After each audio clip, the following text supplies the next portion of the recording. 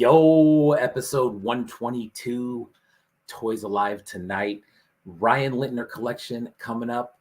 One-off series coming up. That's a new segment we got going on. 2 giveaways tonight. DKE Toys, Plastic Vomit Customs. It's Toys Day. We made it. Let's go.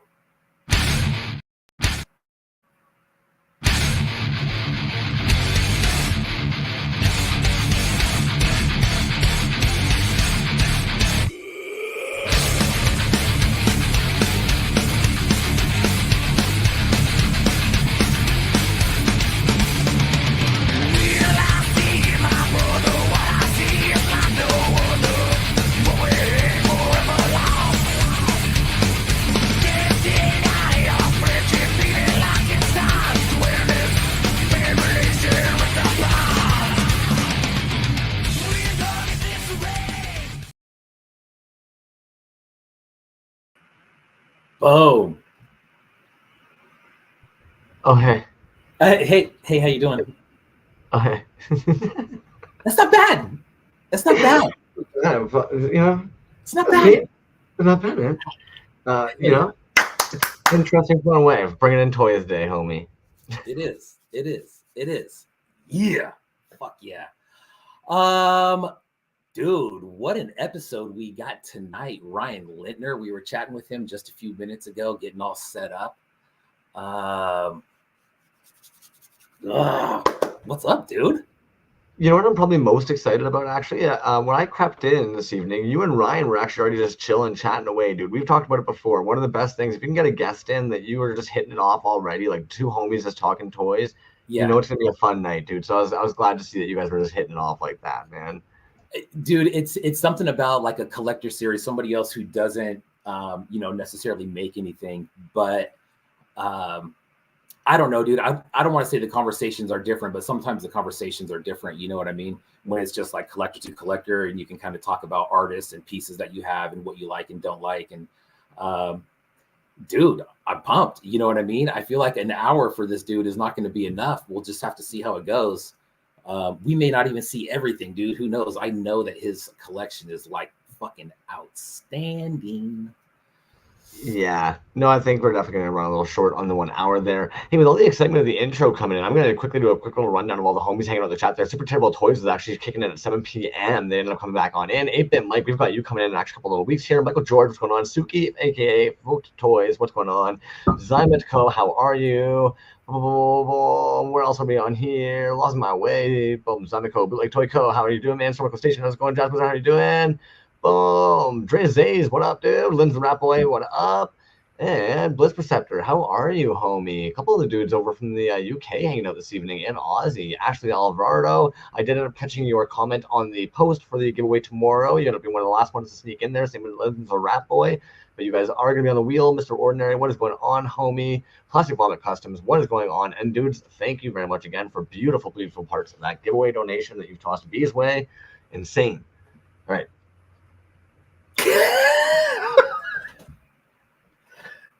That was good. That was good, man. Yeah. Ashley Alvarado says shit is getting fancy around here. I don't know about fancy. We're trying to spice it up a little bit. You know, I think every now and then I'm still like clicking around places, feeling like an absolute fool, man. I think that's definitely a big part of it. But you know what? We're getting there. Squash Breath, what's going on, my dude? You know what? Yo, homie, with that giveaway actually that came up this week, the thing I probably loved the most about that, I don't want to talk too much about that, but there were so many good freaking pieces that were mentioned, and it was dope to be able to see a couple of our homies be mentioned a couple of times. But yes, oh my god. And yo, I want to make sure we comment on this because we both had a little chuckle about this morning. The logo on there, because there is another artist in our scene, False Idols Toys, of course, but because this run is False Idol by Addy Toy, of course, we both made that mistake this week, apparently, where we ended up tagging the False Idol. False Idol probably sitting there being like, homeboys, you've seen my page, you know my work, what are you doing? All the toys sitting there being like, you MFers weren't even following me until this morning. Exactly. It's not even a V8 slap. It's going to be a grab the whole can of V8. Don't even click the tab yet. Just take the full can and just start just crunching it against the forehead into a V8 slap. Oh man, so true. And we were talking, how about 2 Darth Vader themed giveaways this week? Bam, that one there, and then we got the plastic vomit manta. So Heavy loss, man. Heavy loss, dude. That's a yeah, big one. Yeah. You know what I did see, dude? This is kind of just like not a toy related, but more James Earl Jones related. I saw him, they put up a clip of him. He did the national anthem at a baseball game in I want to say it was in Baltimore, and I think it was back in the 90s maybe.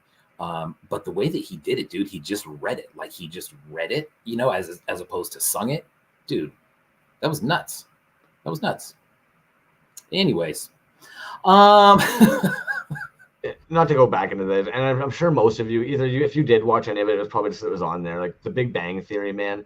There's that episode where Sheldon actually ends up meeting him, and he says something that, in my opinion, like it just sticks out, where he's like, I've done a lot more than Star Wars, right? And he's like, nods, like, but you don't care about that, do you? And he just, no. It's like, you want to know something? And Sheldon's like, what, David Earl Jones? He's like, I like Star Wars too. And the way he just says it, you're like, fuck yeah, I hope so, man. Like, you better. That's like probably one of the best things you've done in your life, man. Let's be honest. Like, for real though, for a second, like, and I've heard many of the toy dudes say this before, dude. I think a lot of us probably, and this probably goes for most people in life, you're fucking angry during like your 20s. You know what I mean? You reach a certain point eventually where you're just kind of like, I'm done being angry all the time. And I think that's why for so many of us, like, we love Star Wars. Vader kind of does hit this weird kind of soft spot. Because we know, like, most humans who exist on planet Earth understand what it's like to, at one point, be like, no, I just care about people. I'm not a bad person. I care about people. Yeah. But you just get pushed and pushed and pushed. And next thing you know, you're fucking force choking people. Yeah, that's how it happens, man. I started having kids in my early 20s, and that will definitely kind of slap you around a little bit, kind of question whatever the fuck it is that you're doing at that point, right? But yeah, dude. It's just, and you know what's weird is just like, as time goes on, of course, dude, we just start losing these people. And then sometimes you don't really appreciate them fully until they're gone. And you look back and you're like, man, that dude was in a lot of good stuff, dude. You know what I mean? Field of Dreams was dope. The Sandlot, even though it was small, you know what I mean? It's like, I don't know, man. We're at a point.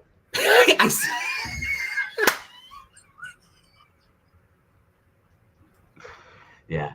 El mute. That was so funny, dude. We're creeping into conversation at this point, though. Again, Ryan Lintner seems like a fucking dope dude.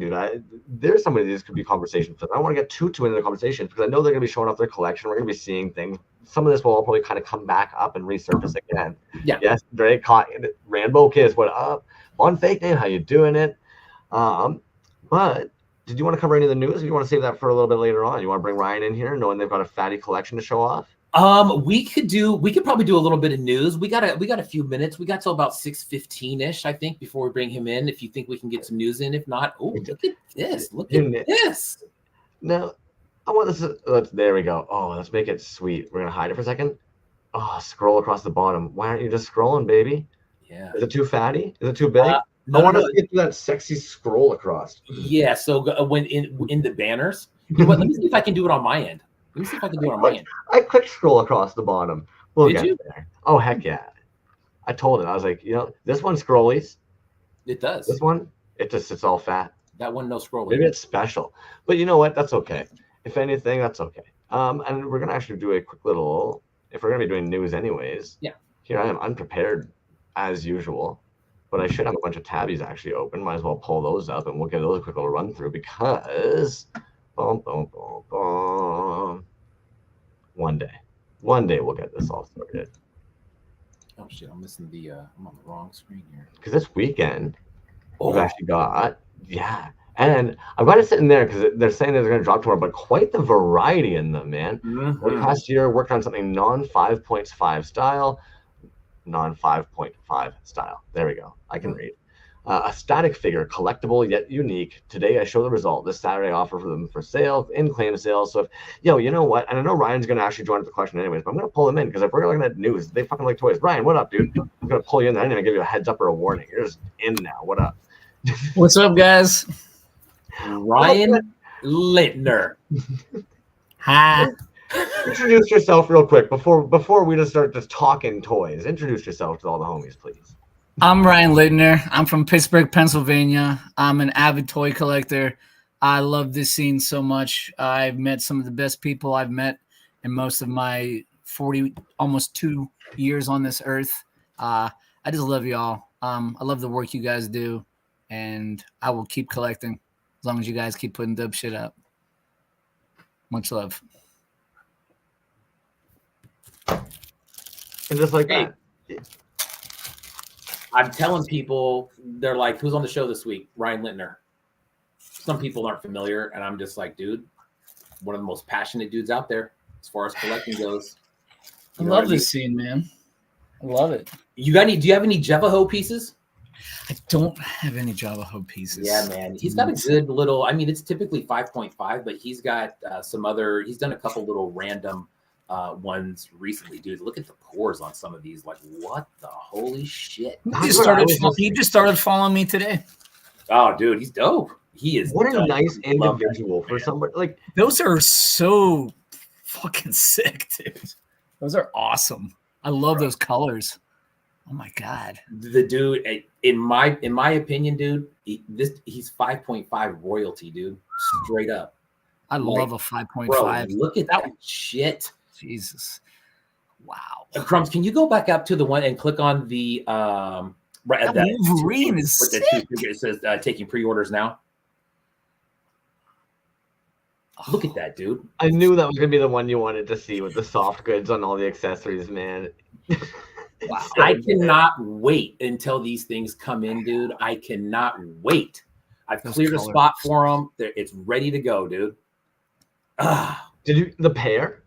Yes. Yeah, you're gonna go for the pair? Yes. Yeah, of course. Yeah.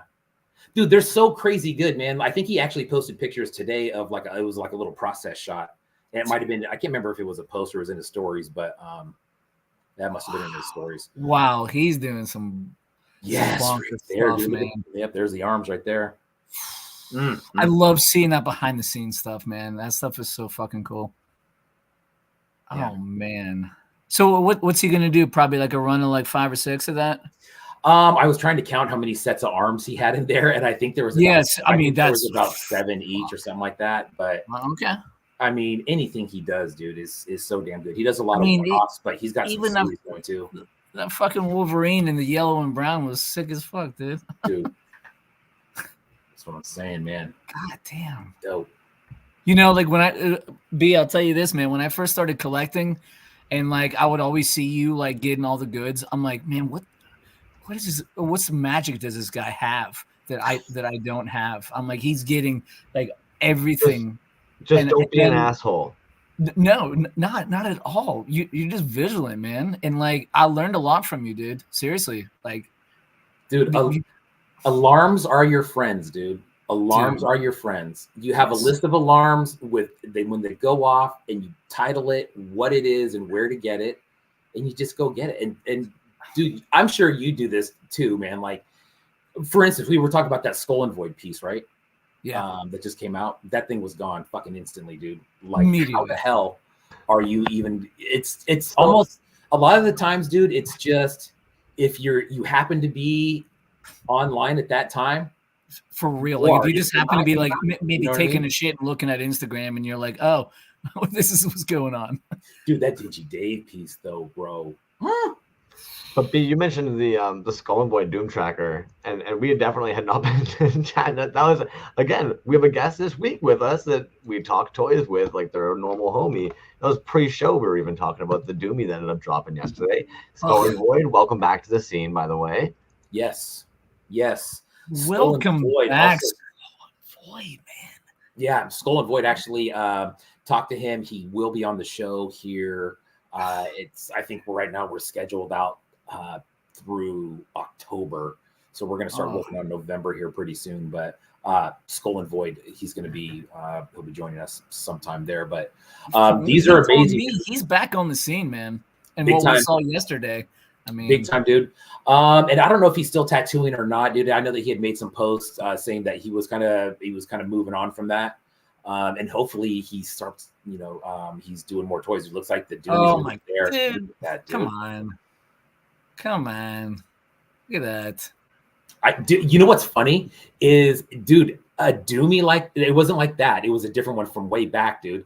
That's how I first ran into the first meeting with DT O'Keefe, my main man, dude. He snagged one from me, and it was like, it was one of those things, dude. Judgment call to the guy who sold it. You know what I mean? And I was like, I can't believe I didn't get that. You know? Well, I mean, should this be our moment where we have this conversation where we talk about how you sent me a Doom tracker? Hey, if you'd like. I mean, that's you know what? That's your call, man. If you want to do that, or you can save it for you can save it for the tour. We can save it for the tour. Let's save it for the tour. Let's save it for the tour. I just thought, since we were talking about Doom, dude, look at that, man. So I find that funny though, because that part didn't come up in the conversation earlier. I mentioned that I sent my 2 Doomies off. Death and Strawberries has my 2 Doomies. I didn't know Ryan Lintner maybe has a B to the J Doomie over there though. This is news. I have a B to the J Doomie. Yeah. You know what's funny, dude? Crumbs is Death and Strawberries actually called me today on my phone, right? I'm at work, and he was actually, I think he was in Sacramento, or he landed in Sacramento, and he was driving down to house, and he goes, hey, I'm going through, he said, hey, I'm going through, Vacaville where you live. And I go, oh, dude, I'm in Berkeley today. And he goes, well, that's where I'm going to meet Kerfloss right now. We're doing a job up at UC Berkeley, and it's right by Kerf's house. But it was funny, dude. Yeah. Did you get a chance to link up? No, I was out of there. He was probably an hour away, and I was like 5 minutes from leaving. So we probably crossed paths on the way back somewhere.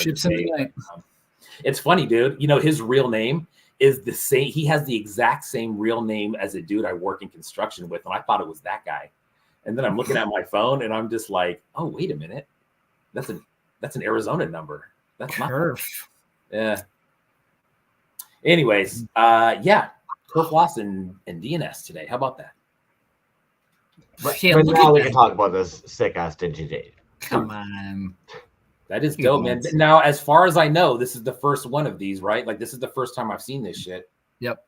This, I think, is the first time he's doing this.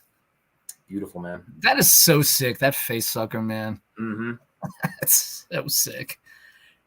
I love those little pink minis that he has too. Yeah. The little guys, man. Dude, I would say consistently one of the dopest tables at DesignerCon, especially visually. When you first see it, it's kind of tiered, and it's just, you first see it, and before everything's gone, it's crazy, dude. He is the single most reason I went to my first DesignerCon was to buy pieces from that dude, because I could not land one online. I'm like, I'm just going to go, and I'm going to go to this dude. And how many DCons have you been to, B? I've been to the last 3 or 4, something like that. Yeah. Those look like so much fun. They really are, man. They really are. I mean, there's so much more than what you and I deal with. Yeah, dude. But it's all cool, man. This year will be interesting because it's in Vegas, so new venue. Being on the Beast Coast, man, it's so hard to get to those kind of things unless it's over here. You're right, dude. It is, man. I mean, I'm in the process of getting all my stuff for assembly required, and it's it's crazy because Asheville is such a small airport, dude. It's like, and not everything flies into there. It's just one of those things. But that being said, it's fucking worth it, and then some. You know what I mean? Dude, I hear it's so dope. Look at those little yellow and red guys in the corner there in the middle. Those guys are awesome. In the right hand side, I like those guys. Plastic Jesus, dude. I'm sure dude. I mean, talk about a beautiful fucking Dingy Dave collection. The Zimico collection is fucking proper too, but the Dingy Dave stuff is man, when you see somebody that has a collection of that many things from an artist like that, you're like, oh, this is some serious shit. You guys seen these? Yeah, dude. Yeah. Strafe's fucking paint on this is insane. Wow. Those are killer. Don't those release on Friday or Saturday? These are gonna be Friday, 10 a.m. PST. Jesus Christ. Yeah. Nice. Strafe is doing a lot of painting, a lot of paintings at the moment. Yep. He's doing a lot of collabs. You know what, dude? I love collabs. I love when like Resin and Play get together and shit like that, man. I love collabs, man. I love that shit. Yeah. Yeah, it's dope, man. That's one of the reasons that I buy, blanks sometimes, so I can ship them off to other artists and just, get them painted up, dude. And you kind of just do the collab on your own. You can kind of pick and choose like that, but it's always dope, dude. I mean, there's so many talented people that are just, do paint, like Dawn or Don't Care, some shit like that. I mean, she does more than paint, but like customizing and paint, like. Look at that. I've had her paint a few things for me, and they're super sick. Those are so good, dude. That is so bonkers, man. As you're talking about people who can do up customs for you, you literally live like blocks away from Hurt and see them every day. That's true. Dude, if I lived a block from Hurt, he would be making me toys every goddamn day. You know what? Sometimes I take it for granted, dude. You know what I mean? That it's so easy to just go over there and there's a drawer over there, and sometimes you just pop open the drawer and you're just like, holy shit, dude. Yeah, dude. Yeah. I mean, I'm gonna get to him, but I mean, you know what I got from him. Yeah, I do. And you know what, man? Even that, he's working on something right now. I'm not gonna spoil it by any means, but he's working on something right now that I think is probably one of the dopest things he's done, dude. I cannot wait. Better than those 5.5s that he just popped out? I don't know about that. But I mean, to me, I think that's a classic one, dude. What I think is really crazy about that Skull Crusher 5.5, dude, is that is like the very first thing that he made. He started with 5.5, right? I think that original one that he made is one of the very best ones, Dude. And that was almost, dude, that was 4 years ago now. When you told me a few weeks ago that he primarily did 5.5, I was like, excuse me? Yeah. Like 5.5 is what I was raised on in the 80s. Like, yeah, I was born in 1982. Like 5.5 was my bread and butter, baby. Yeah. Yep. And I think for him too, he's got a great vintage He-Man collection, like super sick. You know what I mean? So that scale I think is kind of natural for him, but I mean, shit, dude, you seen the 3.75s? Those are fucking saucy as shit, too, man. Oh my, they're razor sharp, dude. Yeah. I got one that most people have not seen. Well, I'm actually gonna sneak in right there. I think that's a great point. I bet I've seen it. We're gonna switch over to the collection tour portion if you guys are down at this point. Let's see some of these toys that we're hearing Ryan talk about. Yes. Dude, let me before you start showing stuff, let's get a little background. So I asked you earlier before we came on, when did this all start for you? If you can pinpoint it. For me, I'm gonna say mid 2020 is where the off was. Mid 2020 is when it really started to pop off for me. I started to see like these little guys in these little 3.75s and like Hot Topics and things like that. And like my ex-wife she's like, no, you're not getting into those collections. She's like, you're gonna get too deep into that. I was like, yeah, you're probably right. And like I let it go for a while, and then I one day I saw this shredder, and I was like, oh, man, I fucking need that, man. Because like I grew up 1982 in Pittsburgh, man. Like I grew up in like Teenage Mutant Ninja Turtles, Masters of the Universe, and the fucking cats. What's the fucking cats? Thundercats. Yeah. That's what I was raised on. And the Rambo. Do you remember the Rambo cartoon? Oh yeah. Dude. For sure. I wasn't allowed to watch it, but I remember it. Because you guys you're probably close to me in age. I might be a little bit older than you. You said you were born in 82? Yeah. I was born in the year 1979, my friend. Oh, so you got I'm 45 years of age. You got a few extra years on me, man. Young man. Okay. In this instance, very rare that people can say that to me. Yes, I'll take young man. So yes, I what really turned me on into this scene was Phantom Starkiller. That was, I mean, if we got to talk about anything, Peter like really changed the game when he was making his stuff. He's been doing this since like 2009 or some shit. Mm-hmm. But like I was just kind of scrolling around on Instagram and I saw Phantom Starkiller and I was like, the fuck is this? Mm-hmm. What is this little badass like space pirate? It's got a zombie face. And then I realized there's like 40 of them. And I was like, okay, all right. And then it was in an instance that I realized that there was independent people that did this handmade. and that changed the entire game for me. And that was Retro Gimmick. He was the first one. He was the first independent artist that I bought off. I told him I would talk about him up top. So he was the first. Dude, I mean, that guy is a fucking machine, dude, and he's been doing it for a long time. He's been doing it a long time. He likes to do those little like silly, gimmicky ones because his name is Retro Gimmick. But like when he does like his hardcore like Babylonian like bloody warriors and stuff, I don't know who does it better, honestly. Straight up. Dre got 8 years on y'all. You are aging like fine wine, my friend. I would have never had guessed that. 8 years. Well done, dude. Well done. All right. Yeah, Retro Gimmick, dude. And you know those what? Skeletons he does are so sick. Dude, and so you know what I really fucking dig about this dude is he does it all, bro. Like he does the empty blister. You know what I mean? He does the gimmick card. He does 3.75. He does the prop, the shine box right there from Goodfellas. I have that piece. He does 3.75, 5.5. This is not a book. Yeah. The Cursed Warriors series, dude. I got one of those in front of me. I got some Cursed Warriors. Bro, those are phenomenal, dude. Did you get some of his new ones at all? The one that I have is the guy. I think it's kind of new. He's all red and he's got the skull and then he's got I saw you got him, bro. Yeah, he kind of looks like a devil. Yeah. First time I'm seeing this. This is fucking gold. Sorry, dudes. I love the mana minion. I love that. Dude, it's so fucking true, man. That's so good. That is so funny, dude. Fuck. But I mean, you know what I mean? He's another one of those dudes where, you know, it's kind of like,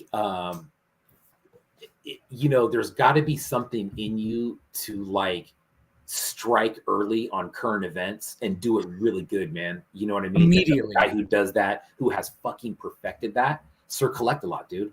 He does a lot of, I think everything Sir Collect-a-Lot does is super sick. But the way that they can capitalize with great ideas and quality backers and like really good ideas, like right away. Like accurate of the times too, like current times, like it's not easy to do. You know what I mean? Because I think that one thing that I noticed at Designer Con in the last couple of years, dude, is the DKE booth gets a lot of traffic, dude. There's a lot of artists there, but a lot of people that are walking by are not there necessarily to buy that. They ask questions like, you know, they see something that they know that somebody likes, whatever it may be. What's something like similar to that? Yeah. And then they go, that would be a great gift for somebody because they really like fill in the blank. You know what I mean? Yeah. And it's like, it's that one-off customer that comes in, dude, you know, that is like this other part of the market where they're like participating, but they don't collect. You know what I mean? They don't know who the artists are. All that they know is that they got a piece that looks like Happy Gilmore or something like that. And they're thrilled with it, you know? And I was there. Like when I first started getting into this collecting game, I had no idea what I was doing. There's so many avenues to go into this realm of things, to go into 5.5 or to get into like the death metal scene with Plagued Earth and stuff like that. Like there's so many avenues you can go into this. And I just, you know what I did? I tagged them all. I had them from all friends. That's what I did. Yeah. I was like, that shit's fucking cool. I want it. So as far as your like buying pattern, dude, is there anything that you specifically look for? Are you like more 3.75? I'm sure we're going to see, or are you just trying to mix it up with whatever it is? You know what I mean? You're going to see more 3.75 than anything. Okay. That is my go-to. But if it's got like a skull face and like a hood and like a sword, like I'm fucking in, dude.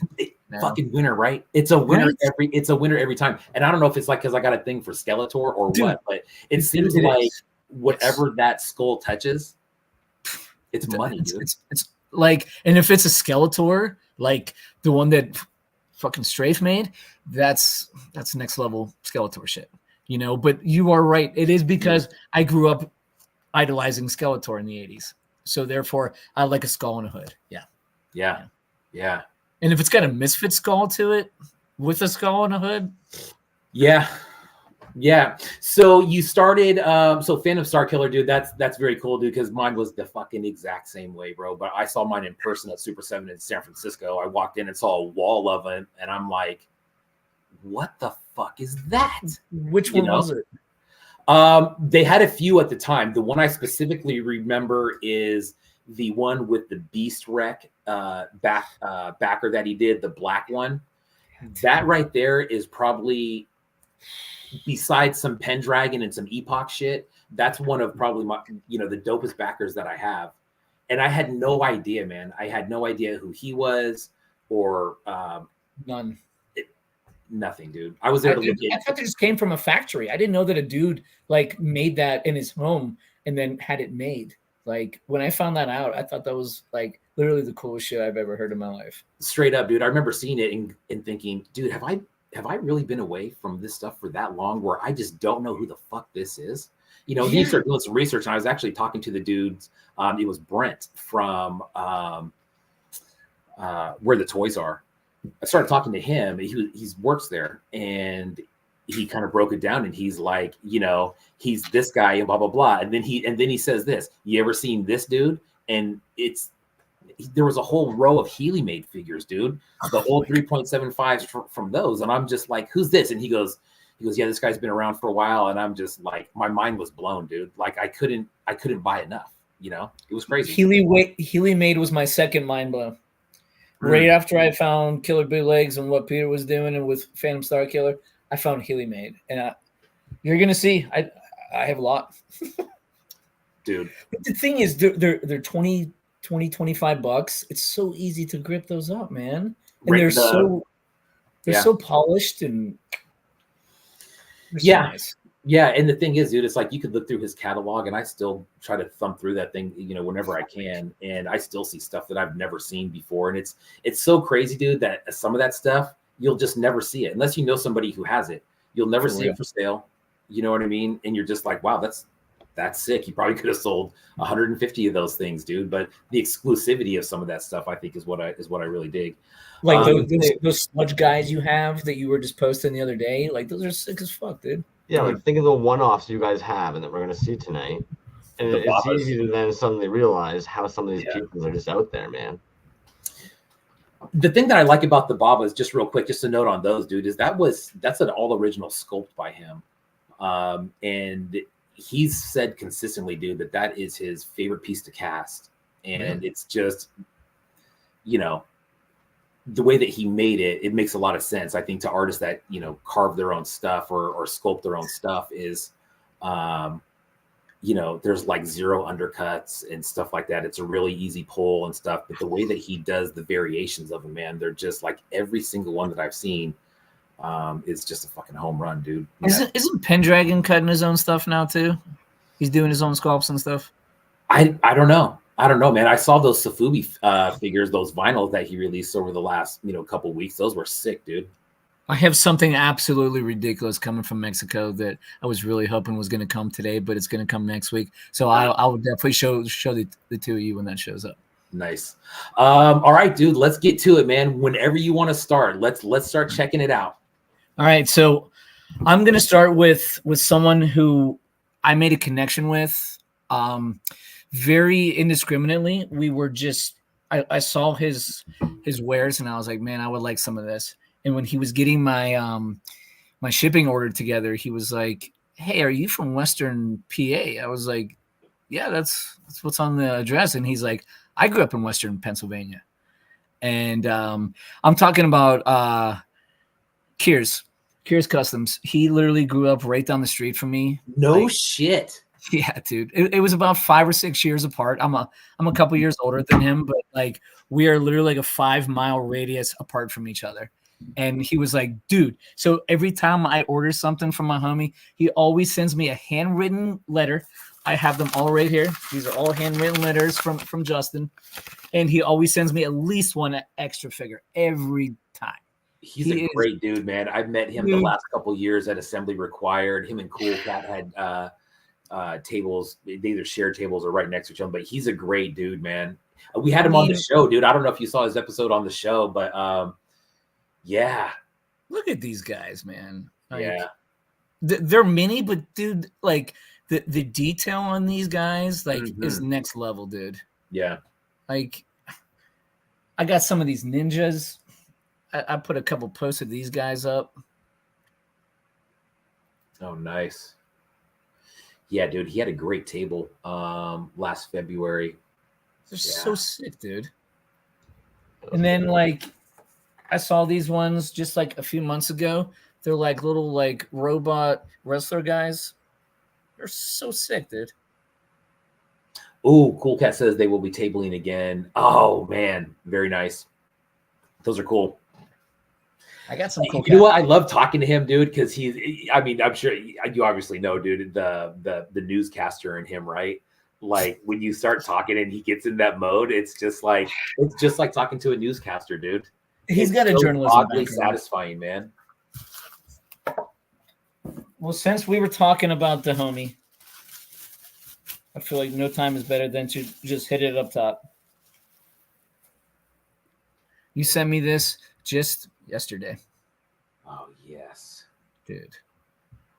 Look at this. It's so sick, man. Like the freaking cape on this guy, it's like a piece of him. It's not just like a piece of like couch. Like it's a part of his gear. yeah, the distressed look, dude. And I think up until that point, man. So that's the Wraith edition that came out a few years ago. Dude, he did those. I tried for him. Yeah, he did some green ones that have like a rub on them. That one's really cool too. But the I don't know if I had seen one with a cape on it before. I have another one that he did for one of the early Apocalyptico shows, and it's like a camouflage cape. But I think like a camouflage cape, right? I think that one was actually before that. But yeah, dude, and see, it's shit like that, dude, where I cannot wait for these to start coming out again, dude, because the variation in the Doom Tracker there was a lot. Unreal. Yeah, there's so many things you can do with that, dude. You can put a cape on him. You don't need a cape. You could put a hose on him. You don't need a hose. You know, dude.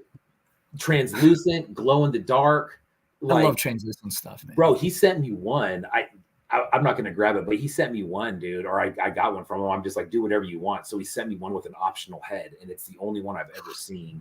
I love telling artists to do whatever you want. I love when I get, isn't it the best? And you get like a custom order. Oh, you're gonna see those from Pamro very soon. Don't you worry. Nice. I got some killers. Nice. Okay, so I'm gonna go international really quick on this one. And our boy Linz, the rap boy, is involved in this one. And this is the Shred Jokes from Finland. Oh, nice. From Shotgun Karaoke. And Linz did the art on this. And it came with an actual print, too. It's like a VHS, like a 335 millimeter print. Oh, nice, dude. Tom's a good dude, man. Tom's awesome, dude. Tom is such a good dude right there. He's a legit homie. Yeah. I have that by him, and I have one more by him. He does these fun Boba Fett's, and I got this one that's just like a bunch of different translucent colors. Yeah, dude. Very nice. He gave me a couple of different heads and different arms and stuff. He's the fucking man, dude. Tommy, shout out, bro. I love you, dude. Dude, and his magnet work is clean, dude. Dude, his magnet work is so good because it's hard to sometimes find really good magnet work, if you know what I mean. Yeah. I know certain artists that don't touch it. Absolutely, dude. For multiple reasons. You know what I mean? Patrick doesn't touch it. Pamro doesn't touch magnets usually, unless it's for his weapons. Yeah.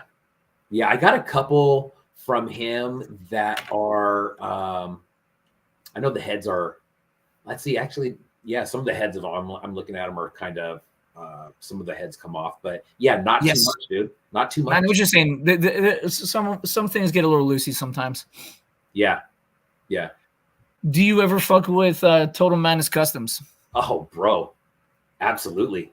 So this was back in like 2021 in my early days before I started to get ballsy and just go after artists like I do. Yeah. I just couldn't pass this up, dude. It's fucking G.I. Jason. I mean, oh, that's cool. Dude, that dude, what an interesting dude, man. I think he works in the film industry. I know that he does. I think he does special effects. Yeah, exactly. And I know he's a toy hunter, you know, like you see those posts, dude, where he goes out, he hunts them down, man. But And the amount of GI Joes that he has, dude, is just—it's insane. I see him sell lots all the time. But he's yeah, getting dude, even better. Like he's getting better and better. yeah, he's yeah, dude. I'm looking at. I have one of them that's well, it's a Danny Trejo piece. I got one of those. I got Check another. this out, bro.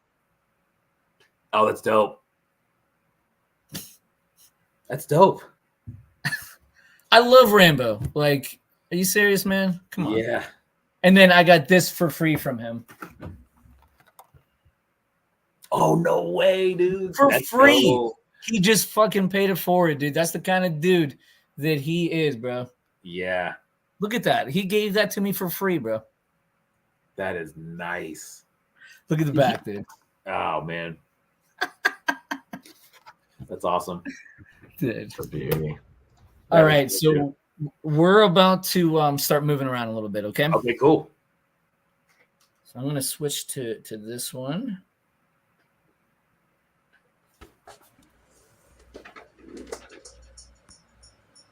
Okay. Let's close that so we don't have... We're having echoes.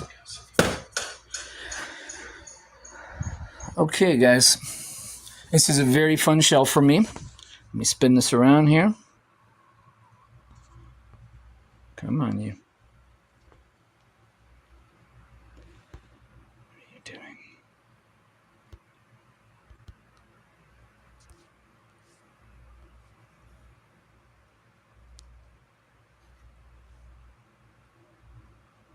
Why is that not flipping around? That's It does it for all of us. Okay, we're Yeah, gonna do it this way then. When you go to settings, there's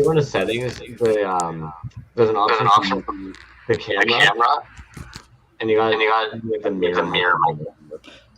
I got you.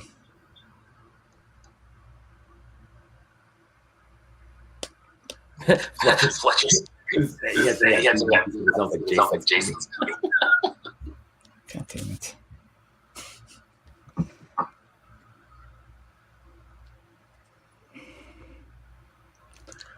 Let me see if this might work better. Sorry, guys.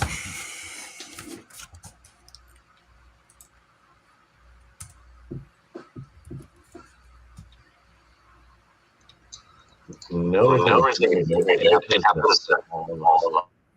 gonna do that real quick. Just muting your mic real quick because it's picking up the YouTube chat. But yeah, no, honestly, this happened to all of us, including myself, when we did the collection tour. You're all good. It's the phone on the other end. The flipping of the camera, I think, is it's a weird way it does it, man. And then of course, like, unfortunately for almost all of us, like, we have the YouTube playing in the background as well. The mic on your phone starts picking it up, and then trying to get the camera switched around. Plus, we're anxious, so we're not really thinking straight, right? Because we're just like, yeah. That's how it is, man. Stormer goes, well, wait. Toy Hunter. While Ryan's getting that sorted out, man, I know next week's going to be a bit of an odd one. We're not too sure entirely if you're going to end up being here for that one or not.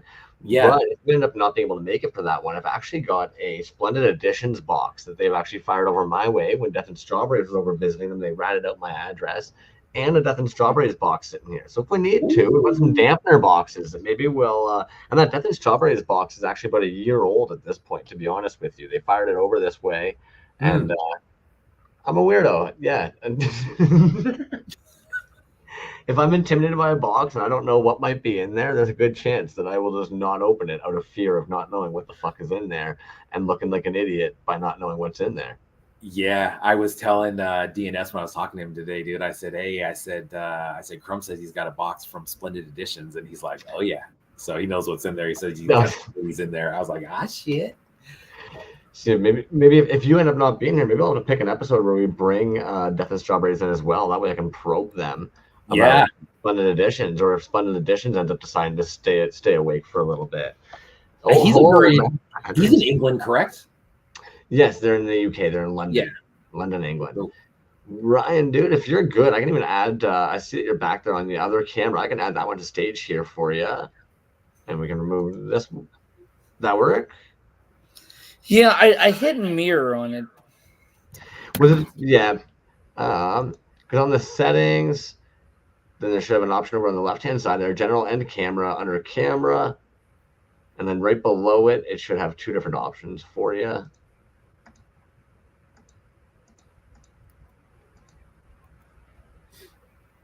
I'm glad the homies understand that we are a constant work in progress. Absolutely. I'm literally about to just flip this around and we're about to do it POV from the camera. Well, I mean, hopefully you're not on a desktop or a laptop just carrying that around the house. All right. Let's see here. So you hit got these three buttons here.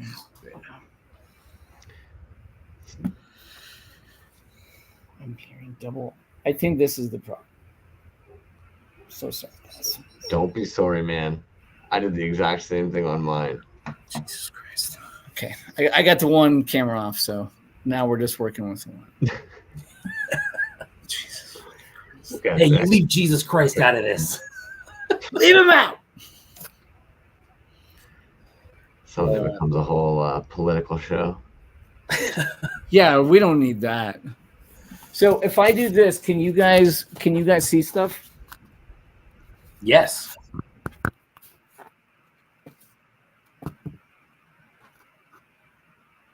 That fucking titty bean you have on the far right there is Whoa, gorgeous. Yes. And I'm jealous of your freaking one trick collection right beside it. Yeah. Yeah. How about that one trick, huh?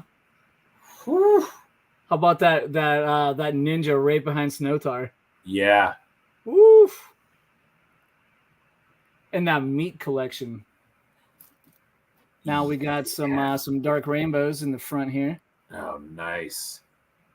Those boys in the front fucking kill me, man.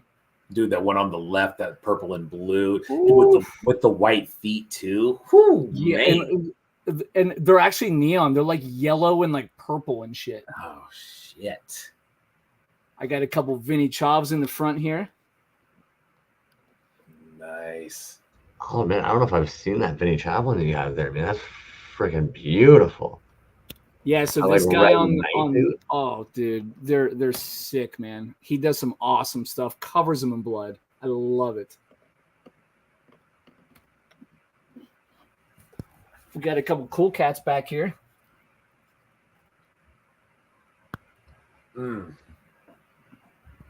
Oh, dude, that Bushi koi right there. Wait, go back to that Bushi koi. The is it teal and pink with the yellow face? That dude is fucking beautiful. How sick is that? Dude. It always reminds me of TMNT3, man. Oh my god, you're so right, dude. That piece is gorgeous. And the freaking Aquaman next to him is sick as fuck too. Oh, so sick, dude. Yeah. And then the one on the right was from the Clutter Gallery. Oh shit.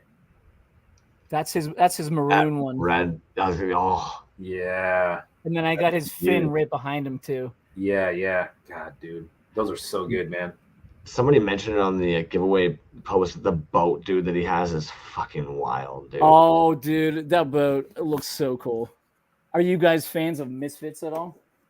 Oh yeah, for sure. I got this from oh my god. I'm drawing a blank right now. But he's in a suit. Damn it. Oh, nice. Oh yeah. That's cool. Hey, could you show that Plagued Earth piece that you got in there, dude? Stormico was asking about that. Well, yeah, because Stormico was asking about the Skeletor fella, and Pocket Salsa's pointing out that guy. I wonder if they're thinking of the same dude. Yeah. This is the Sliz Reaper. Raise it up just a little bit. There you go. Vinyl, though, yeah. Yep. Right. Oh, nice. What's the scale on that, dude? Looks like It's about 4.5, almost 5. Yeah. Okay. So like this Classic little kaiju. pumpkin guy is a 4.5. So he's about 5 inches. Okay. I find there's like a lot of old school vinyl though, especially from like the Ultraman series that's in that kind of like action figure handheld size. Oh, Can you see yeah. that glitter on him though? Like he sparkles like gorgeous. a motherfucker. How about that blue one next to him, dude? What's that chunky boy? Whoa, that's from Epoxy. This is his Crusader in pure vinyl, Mexican vinyl. Mexican soft vinyl. Dude, how Soft old is vinyl. that? Look at his little chain wallet. Smart. And when did you get that? I'd say at the beginning of the year, maybe right around Christmas time. Okay. He's Nice. so sick. Like he's got his little gas mask and his hoodie. That's dope, man. And then we all know who this fella is right here, don't we? Oh, Bootleg Toyco, dude. That's a sick. Woo! I have one of those. That's Fun. badass, dude.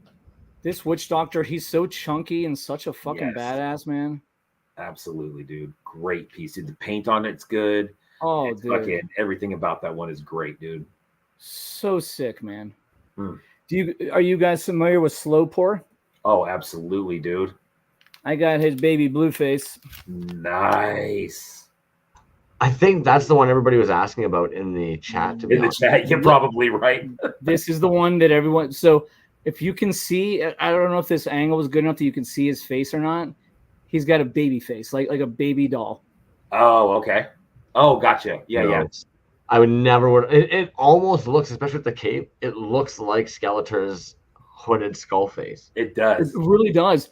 Can you see like the little like cherubic face? Yeah. Dang. That works so well. It's so good, and it's all blue. I fucking love blue stuff so much. Yeah, dude. Okay, this next setup is gonna get a little bonkers, guys. We love bonkers. Oh, Oh, hell shit. yeah. What We the got all fuck? kind of stuff going on over here, guys. Oh, fuck. So I'm a big fan of Mikey, and I Oh, love Hey, hell the yes, stuff dude. he does, man.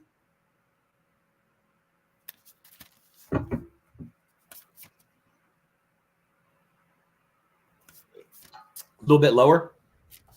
So many Rainbow Kiss pieces. So many.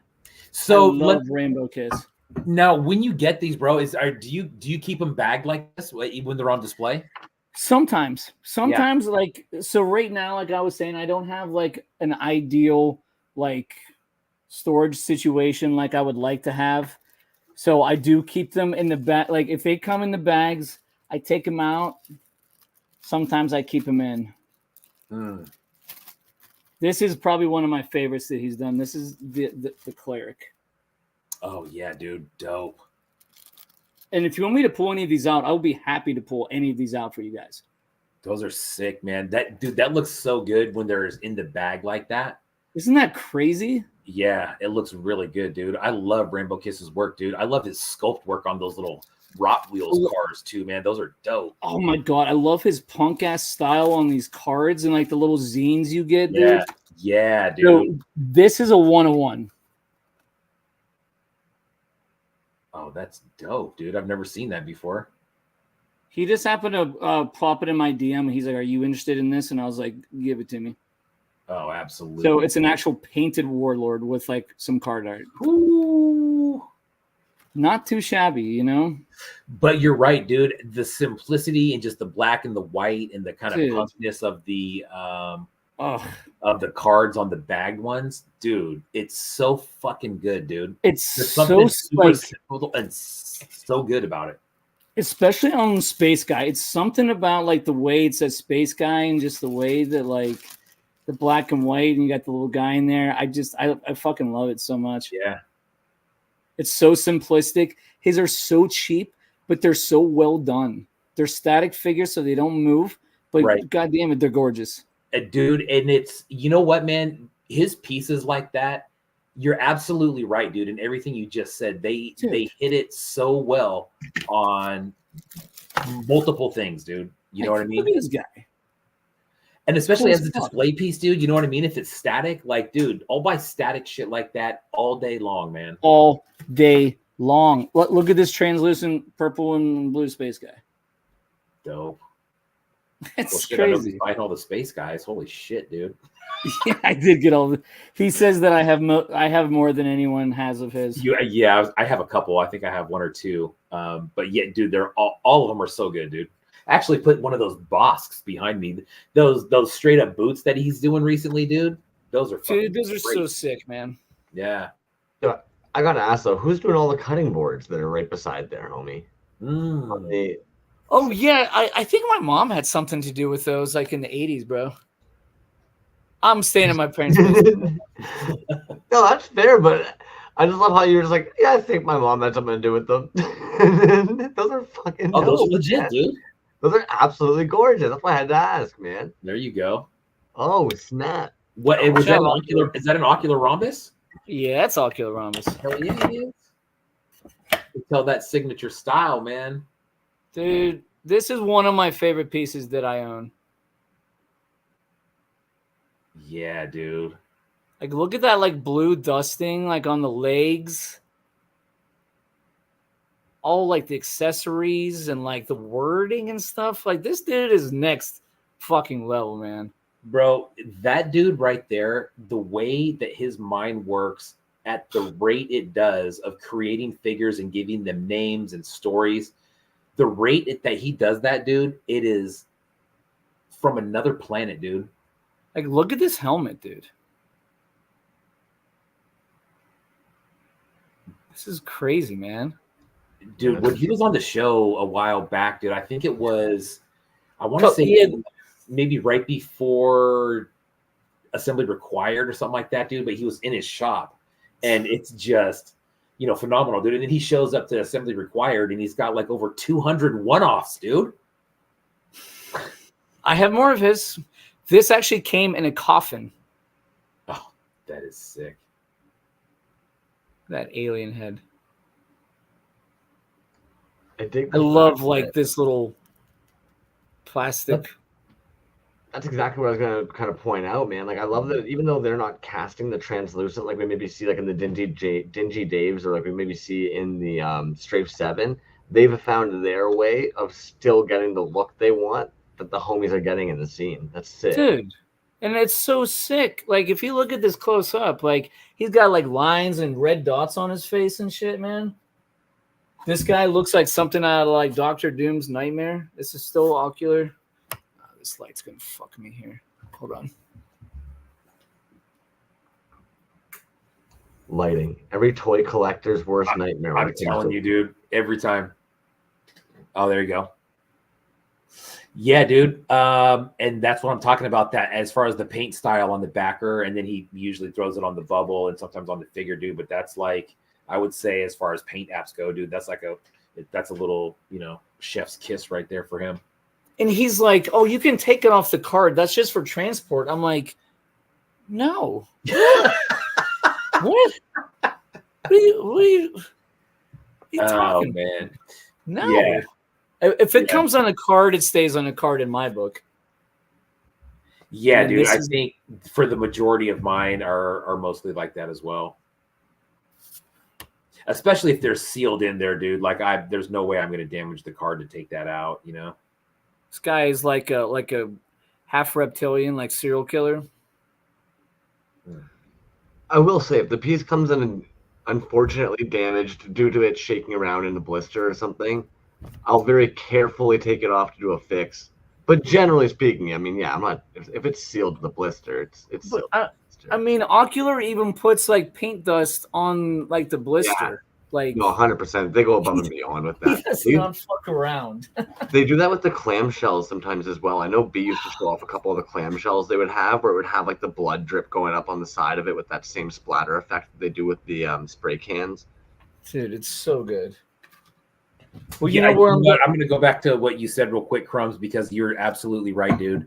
A loose piece in a carded figure like that, dude. We've talked about that before. Talk about how people get around that. The bubble that opens is, I'm about to show you.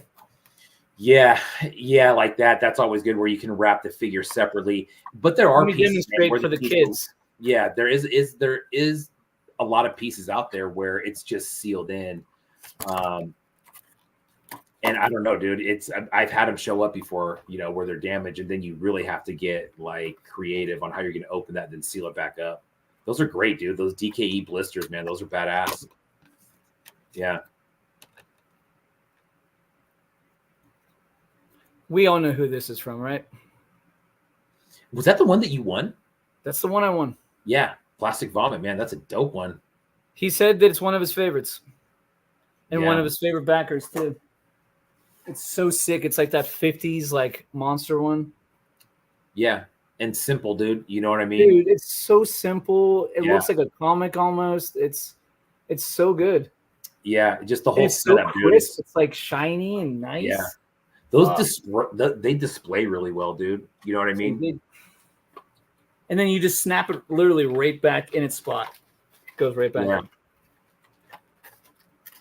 I have another one of those that I got from you that we will address here shortly. Well, I have some more Plastic Vomits. Nice one. Yeah, it's fucking sharp. His Ooh. capes. His Yeah, capes the are vinyl so cape. good. Oh Yeah. my god. That's like real like pleather. I don't know what the hell that is, but it's so nice. They're a great team, man. And I know Dude, that, like seriously, like she's a really good artist too, man. Like absolutely, and they've got dude, their Nicole other. is no joke. They've got their. Is it Faloof page? I know I'm getting that wrong. My little fluffle. My Little Fluffle. Look at Beige. Dude. Yeah. She made those like the hip hop trooper. I've been trying to convince those two to make like a color scheme of those made for the public. Oh my god. Dope, man. Star Wars is The other thing about them, dude, is like legit, man. Those are two of the most generous, thoughtful people that I have ever met in my life. I know they don't talk about it a lot, dude, but the amount of stuff, of pieces, giveaways they give to you guys and stuff. Dude, it's not just that. I mean, that's just scratching the surface. That's just man. They give away. I've seen them show up to Assembly Required, and they basically bring carded figures, just stacks of them, and they give them away to little kids. You know what I mean? I've seen them donate, portions of what they're selling money wise back to a charity or something like that, dude. And those people like that are few and far between, man. Very few. Those are great people right there. And they live like right like across the pond from me. Like they're like probably an hour away from me. I'm trying to convince them to have a beer with me. I'm sure they would, dude. Jason and Nicole are good people, dude. Straight up. Gotta love a trooper. So funny thing, yeah, man. They were super kind, and they ended up sending one of those my way for the black-white shelf. Dude. Oh, nice. Really nice people, man. Yeah. Dude, I have that one in about a dozen different colors, dude. And it's one of those ones where they're just like, they're so fucking good, dude. And that's another one, bro. Like, we didn't even talk about this, but just as someone like from the outside who doesn't know anything about this scene per se, right? Like, how many Star Wars collectors out there, dude? And I really think that, guys like Plastic Vomit, Has No Talent, Stan Solo, bro, those guys are all doing Star Wars 3.75, and they are all just high caliber, killing it, dude. They're killing it, and because it's a great figure that everybody knows pretty much, But as soon as you see it, you know what that is. Big. Yeah, this is one of my favorites from them. Cobra Trooper. Oh shit, that's a dope one, dude. Got a little really cape on him too. Out of curiosity, did they end up doing like one of those peel offs for the emblem on the chest, or is that painted on? That's nuts. You know what? That's painted on, dude. That's gorgeous, man. Unless I'm crazy, that is painted on. This is going to be a terrible. I mean, if you can't tell, that's also a great commentary on the craftsmanship, right? Dude. Yeah. And like that cape again, man. Like, and then I just got this one the other day. This was so fun. I love Wu-Tang Clan, so I couldn't pass this up. That's dope, That's man. sharp. That's Plastic Vomit too. Sharp. Plastic Vomit. Look at the fucking Cobra Commander emblem on the shoulder too. How fucking sick is that? So tight. Yeah, beautiful, beautiful. And he's got like a weapon cache in the back, the black and gold with the Mandalorian helmet. Come on, dope, man. And then he gave me this one for free just one day when I ordered one. He just gave me one of these little guys. Oh, the little Jawas, yeah, dude. They're so dope, dude. Yeah. They're so sick. They got little red eyes, man. Dude, do you have one of their 3.75, like the larger Jawas? Those were really fucking cool too, man. I did not get one of those larger Jawas. Those are cool. But I do have this. Oh, nice, dude. That I got from your website. Yeah, and actually, I think those are still in the store. If anybody's looking, it's so sick, man. I don't even like Luke Skywalker. I really don't like him. I don't even like that motherfucker. And this is cool as shit.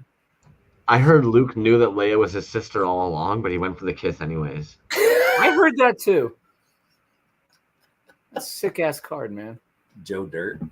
Oh man, Cyborg Luke Skywalker. Yeah, dude, nice. It's a nice one. Are you familiar with Phantom Zero by any chance? Oh, of course. God, that's good, man. Yo, what is up with fucking Rakomashu? Dude, he's out of fucking nowhere, killing it, murdering, like straight up killer. Nowhere, like out of nowhere. This is sick. This is really sick. All the storyline is kind of created for those dudes, man. The process shots. Did you see the recent drop he did of like the tiger dude? Oh, that like reptile looking tiger thing, dude. That was insane.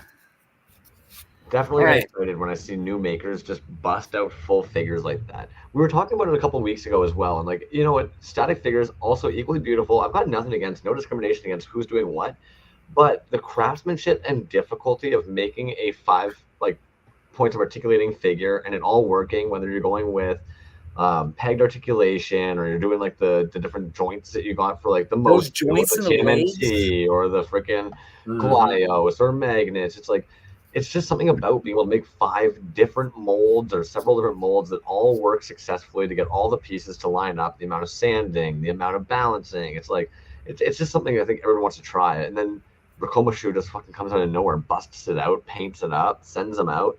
Fuck. It's out of nowhere. Out of nowhere, dude. Straight up. I agree. And it's like killer work too. I had like a leg issue. He sent me a whole nother kit for like the bottom half to completely fix the figure, to put all new threads and legs and hip on them. Now, out of curiosity, with that figure, when you're saying that, is it using the original Motu articulation where like they're basically both meeting up in the middle? Oh, frig. Fair. Dude, see, that's what gets tough. I think even for some of us, the more that we collect stuff, the more we learn. Like, because that took me some learning. Certain people are getting toys that like the defects, so to speak, they're in the OGs. The balance is off. Well, yeah, the balance is off on my OG. The leg hangs a bit weird. Yeah, the leg's a bit weird on my fucking original, man. Like sometimes it's literally that, and we just don't know. And Motu is probably a prime example of that. Where like, B, how many freaking O-rings have you had to buy off eBay or whatever to try and fix up your Motu homies? Now, can I ask you guys a question? Do you find the imperfections to be a positive? So actually, we've kind of talked about this before, and I kind of have a bit of a rule of thumb with it. For instance, like if I've collected from you before, I absolutely am down with like, I'm down with, I know your work before, like, homie, give me the last of a run. Because usually the first pull of a run is going to be the cleanest run. So like, give me the last of. I've got pieces that I was fortunate enough to get because they were like, I don't have any, and you're like, I'll even take a toss away, like a scrap one. A mold eaters are actually like a top grail item for me. Like anything that basically like that thing was stuck half in the mold with a curing issue and just fucked it. But my rule of thumb is basically I never ever ever want the Sunday night, hey mom, my project's due tomorrow at 8 a.m. That's it. That's literally it. Any other like things that happen because you were trying, or like even battle damaged something because you want to take an artistic approach to it, I'll play with you, man. We can play ball, like, for sure. Be a salesman at least. Then have a cool reason why this thing is like this. But the mom, my project's due tomorrow and I haven't even started it. It's 10:30 at night on Sunday. I don't want that. That's all. And I think we've all been there before, so we can kind of see it. And I get it might hurt somebody's feelings when you're kind of like, dude, you gave me the late, and they're kind of like, no, and it's like, no, I didn't. But you did. You did. And that's all. And now you're just making me feel stupid too. Like now you're making it seem like you think I'm an idiot. And now I'm gonna walk away. But otherwise, Like, let's be honest here for a second. You're taking a bunch of wet things into a cup with powder, stirring it up, and you get magically an action figure. I understand some bullshit might happen. We're humans, we can only do so much. But like you said, have a reason for it, or have like a fun story about it, and then like you could probably have like a new client. Yeah, I think for me, man, I think probably presentation and the way it's being presented to you as an item has a little bit to do with it. You know what I mean? If you're presenting something that looks fucking flawless, I'm not going to expect flawless in return, but I'm going to expect something pretty damn close.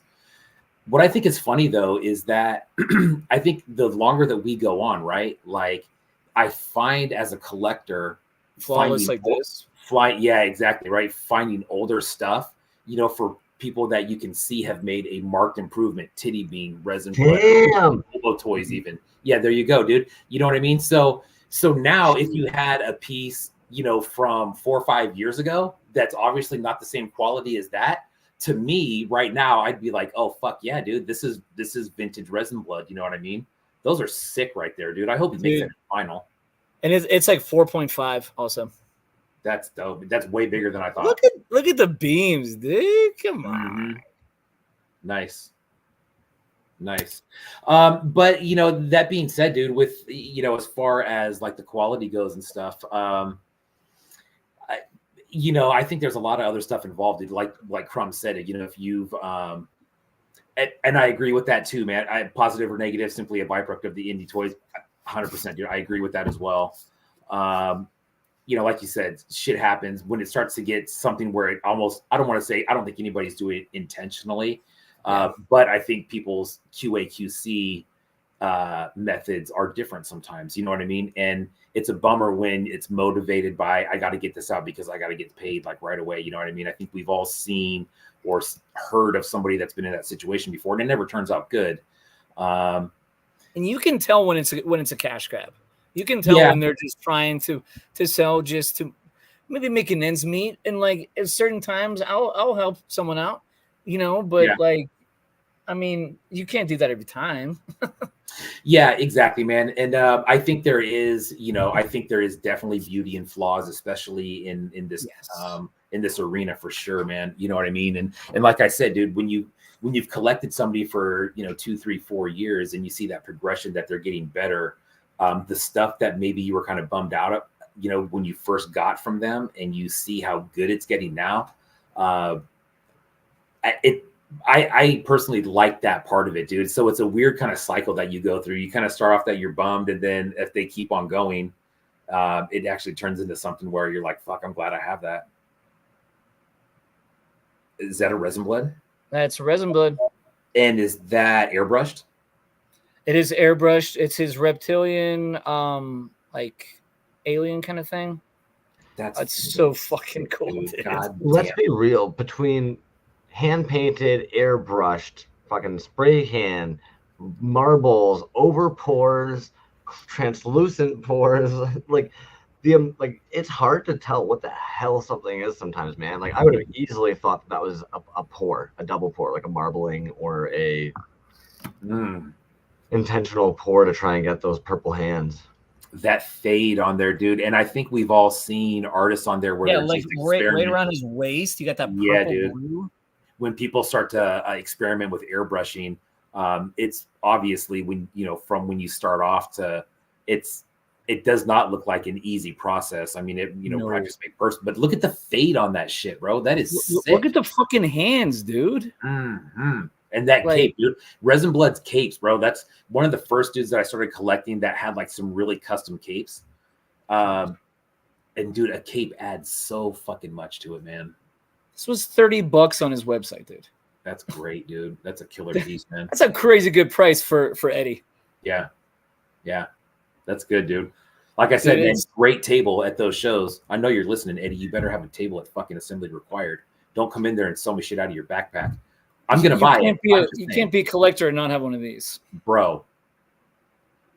Now, let me ask you something, dude. Let's say we get 2-3 years down the road. I really think that we're going to look back at that fucking piece you have in your hand, and we're going to say, dude, this was really a jumping off point for a lot of people in resin to start making or experimenting with vinyl toys, dude. That thing, the scale of it and just what it is, that's an all-timer right there, dude. He has sold so many of those things, dude. The fucking tag on the back is so sick. Dude, it's just... Dude, so let me ask you this, dude. What's your favorite part about Resin Blood? Is it the resin? Is it the vinyl? Is it the tagging? Is it the canvas work? What is it for you, man, that just does it? Is it just the overall style?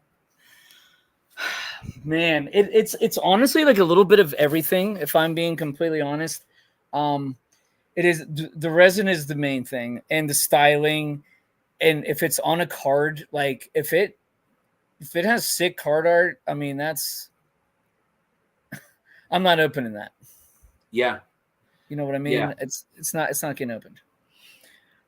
So yeah, for me, it has to hit a couple things. If it's on a card, it's got to have some dope or airbrushed card art, like a skull face, a hood, and like either super bright colors or jet black, man. Yeah. Yeah. How about for you? With Eddie, I think knowing him as well as I do, I just love that dude as a fucking person, man. And so I think everything that he does is dope. We've talked many times, dude, on, and I think a lot of people are wondering, if they had a big break, how and when would that come and what would that look like? Me personally, I think for him, it's going to be vinyl and his canvas art, dude. They are so fucking good. And dude, if you look at his vinyl pieces that he's released so far, dude, like every one of them has done very well, well. You know what I mean? But his canvas art for what he's selling that for, and that people are keeping on, are buying it. I really think, dude, that there's some people out there that have a lot of those pieces that are sitting on a fucking gold mine, and they will be, and they'll find that out in a few years, and they go, well, I got this piece back then for $800, and it's going to seem like a fucking steal. But the dude is so talented. And he's a wall boy too. Yeah, but it's crazy to be that talented in so many different areas, dude. I think he really could do very well in either one of those. The thing that's cool about him is he is super motivated to be good in all of those things, dude. You know what I mean? Because he plays music too, doesn't he? Like he plays music. He does dope tattoos. He does canvas art. He does vinyl. He does resin. It's like, I don't know if there's anything that he doesn't do. Honestly, man. And the thing is, the dude is a fucking machine. He just does not stop, dude. And I think that's a quality that I like about him, where if it doesn't hit, he moves on and goes to the next thing. No dwelling on it. No bullshit. We're moving on. Move the fuck on. Move the fuck on, man. I love his interviews. I love listening to that guy talk, and just like, I love everything about Eddie. He's an awesome dude. I love great dude, man. And what I think the funniest thing about that dude is like the outward appearance. He even told me this the other day, is that at DesignerCon and stuff, a lot of people would go up to his girlfriend and talk to his girlfriend about him, and he's right in front of them because they're a little bit intimidated maybe by talking to him. When you see him, he's like fucking 12 feet tall. You know what I mean? And you're like, holy shit, this dude's something else. And then you start talking to him and you're just like, man, this is just a regular ass dude, man. He's just a dope dude. He's a good dude, man. Big heart in that dude, believe it or not. That dude's fucking awesome. But anyways, enough about that guy. He's probably over there fucking beaming. He's gushing right now. Probably on his 10th cigarette right now. Probably pouring something or painting something as we speak, no doubt. I cannot wait to see what he's working on. And his t-shirts too, right? He's got dope shirts. He's got dope stickers. Dude, like, I want to get tattooed by him so bad. Eddie, assembly required, dude. That's what I'm saying. That's what that turned into, dude. A tattoo party in that dude's hotel room. And you got guys like O'Keefe, Pickman's Vinyls, just getting tatted up in there, dude, at like 2 o'clock in the morning. I want that. That was great. It was great. You want to see a couple more things? Absolutely, dude. Let's see it, man. All right, we're on some. This is where like my biggest stuff is. This is Healy and Pamra. Mm-hmm. So let's see it. It's gonna get a little bonkers. Look at that fade to full screen. Nice job, Crumsy. Yes, dude. Hey, here's a secret. You see that carded Hellbent right there? I believe there is still some of those in stock at Super 7 in San Francisco. If you want one, call and pay for it over the phone. They'll send it to you. Dude, I got that one from David's warehouse. Nice. So do you see how those, like, 4 of those guys all have the same gear on? Absolutely, dude. So what happened is I was talking to David about getting a different, like, grouping of people, and he sent me his latest, so I just put different heads on them and just kept them because they're so dope. Yeah, Fletcher with the confirmation. Thank you, sir, on the Super 7 stock there and the gold ones. You are correct. Got a couple assassins. Just picked up this shaman. Oh, just yes. this past weekend, bro.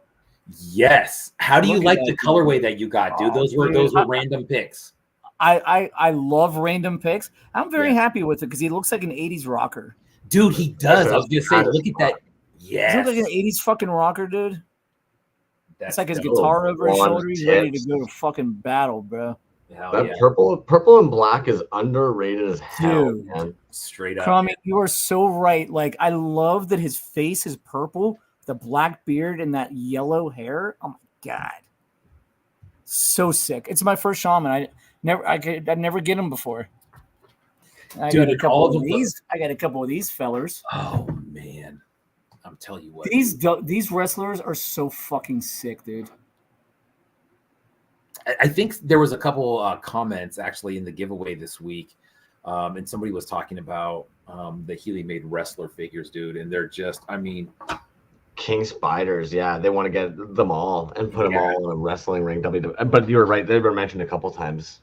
yeah, they're so, I mean, they're so good, dude. They are so good. And those, that Halloween boss in the middle. I mean, I don't know, bro. Like, yeah, straight up, dude. That was a nice little run. He did those and Boba Fett's that year.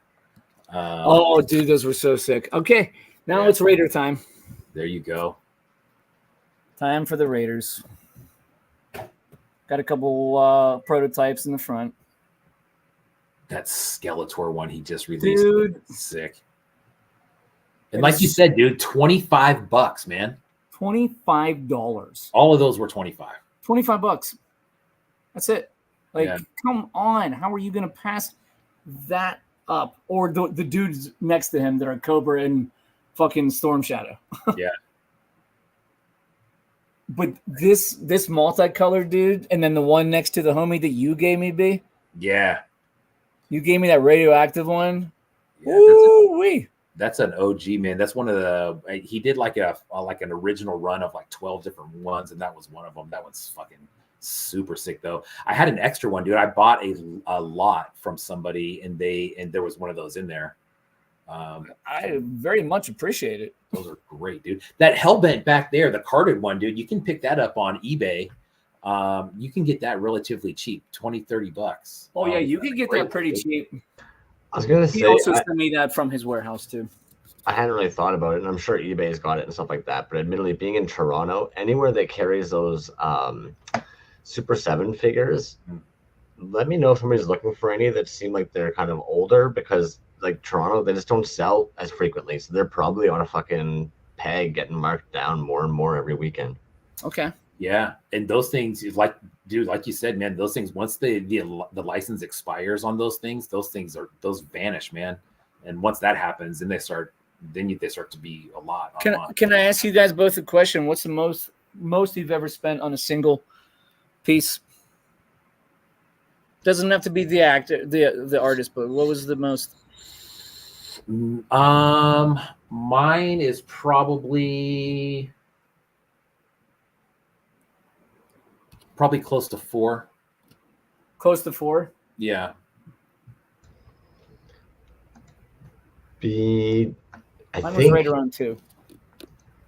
So what's tough is, did you have to do, are you guys going in USD, and did your brains have to do a quick conversion from somewhere else in the world? Yes.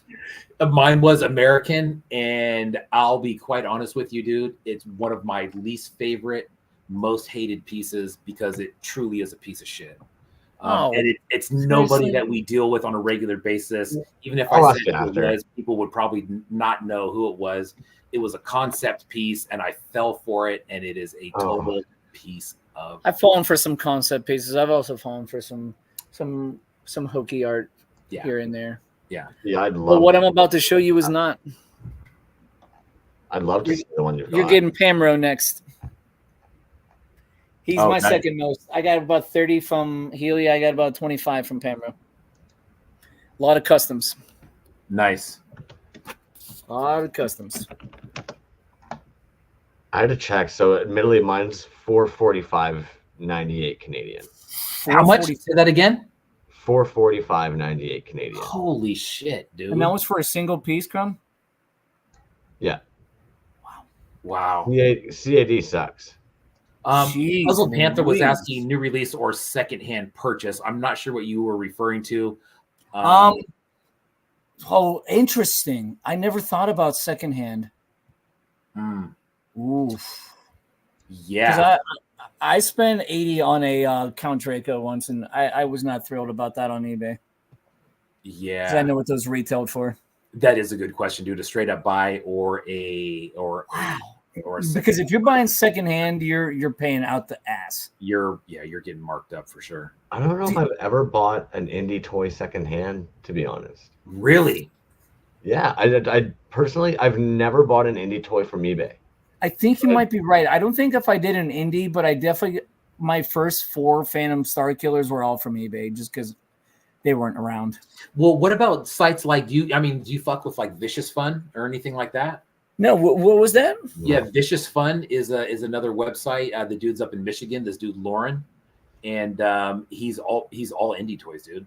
It's mostly there's a ton of vinyl in there, but you'll find some fucking gems in there, dude. That's my fucking secret for the week, and that's the only. I'm not even gonna repeat that, but Jesus. you will find some gems in there, dude. Straight up. I'm gonna have to look into that. Mm-hmm. The way I look at it generally is I've been in the toy scene for a while. There's a lot of individuals and artists that have given me their time or like friendship, and I just admire them a lot. I haven't had an opportunity to necessarily even get money into their pocket yet for some of their work, and that list grows, it feels, every day. And so like when I'm looking at commercial toys, that 40, 50, 30, whatever it might be, I'm always thinking to myself like, well, shit, dude, like there's a homie in the toy scene that like I'd rather put that towards. And then if I think about somebody who's selling an indie piece, as much as it might be a beautiful indie piece, 9 times out of 10, I'm thinking to myself, dude, I can reach out to that artist personally, give them the full amount for that piece, and get one made that they've got laying around or that they've, bajillion different options. Something that they could paint up from that money that they've been waiting to paint or something like 100%. that, We saw Hobo Toys the other day. They've got pieces on their shelf that they took them off the website because they weren't really moving. They just haven't had a chance to put them back up there. Imagine if you then hit up somebody who was selling a Hobo Toys secondhand thinking Hobo Toys doesn't have any on his shop. It's like, just hit the artist up. Just hit him up in the DMs, man. Just hit you for real. Like don't buy Hobo secondhand. Just hit him up. Go to the artist. Yeah. More often than not. Secondhand. You're right, though. You're right, dude. But I'm not pooping on anybody who does it. Like if you can find a piece that you need or you want, fucking. Especially for indie, though, man. Like if you need a Phantom Star Killer, all right. Fair. Or an old Healy, right? Like they've been in the game for like 20 years. I'm sure there's even certain pieces, if you were to ask, like LM9 sometimes. I see 8-Bit Mike every now and then pull out some LM9 pieces and it'll be like 9 years ago, 8 years ago. And you're like, well, fuck you. That's a grailer now. Like we're not going to see any more hearts come out. For real, dude. Sam's Reptile Shack said, I try not to spend more than 50 on a 3 3/4 figure, but I've spent 150, but they do. They've also spent 150 on a LaCroix Toys figure with no regret. And yeah, I agree, dude. I mean, sometimes I was just having this, conversation with Jevaho the other day. Is sometimes, bro, if you want the primo shit, you got to pay the primo price. And that's just the way it goes, man. If you want the good shit, you might have to spend a little bit of money. And that's not to say there isn't phenomenal deals out there on fucking extremely high quality shit, dude, because that stuff is out there as well. I mean, if you go to DKE, you're gonna find some good shit. Oh yeah, a phenomenal store, dude. Online, I mean, All right, I want to show you these customs down here real quick. Okay, dude, you have how many Pamro pieces do you have, dude? 25. 25. Yep. Homie, I bet you if like with that background as well, that would be such a great run of shots of every Pamro with all the fucking beautiful brickwork behind it. Isn't that sick? They look beauty there. Yeah, man. Look at these fucking Eddies, bro. Yeah, those are nice. And then he made me a custom Draco Starkiller too. Dude, that is one. So he just posted some stuff recently, and I don't know. I don't know if I bought one of those from him or not, dude, but that's one that I do not have. Those are great, dude. Damn. Look at that cape. Look at that fucking cape. No pressure pot, dude. No pressure pot. I say it every time, but how can you not mention that every time when you see those? You're like, fuck, man. He's just doing it. You know what I mean? He puts pieces like this out for $22. Shipped, bro. I mean, it's crazy. Are you fucking kidding me, dude? From Czech Republic? That's from nuts. the Czech fucking Republic, dude. Like it is still to this day, dude, one of the absolute best values I think out there because of what we just said, dude. You know what I mean? It's really good quality stuff. It's from another country, and dude, you know what I also like, dude, is just like the header cards that he does. It's like one color, black stamp, out the door, and it looks easy great. peasy. Yeah, I don't know if I've seen that one before. That's fucking sick. His yeah, Eddies cool, man. Are next level, dude. Yeah, dude. This Mummy Eddie. Did you get his newest one, B? Which one that's was that? like a topper to a record. This big guy here. I do not have one of those, dude. I remember. No, I do not have one of those. Fuck, bro, that's way bigger than what I thought. Oh, it's a topper to a record. Oh shit! Yeah, I didn't know that, dude. I missed that somewhere. There's a couple of the dudes that have done that in the scene the last couple of bit. That's dope, man. I like that. No, he man, sculpted this himself. The last thing I got from him was actually his post today. You see all those C-3POs? Oh, dude. He was telling me about that he did a run for you on that. Yeah. I just kept adding them, dude. You know what I mean? It's been a while, but it looks like we're finally topped out. So that'll be cool. Yeah, man.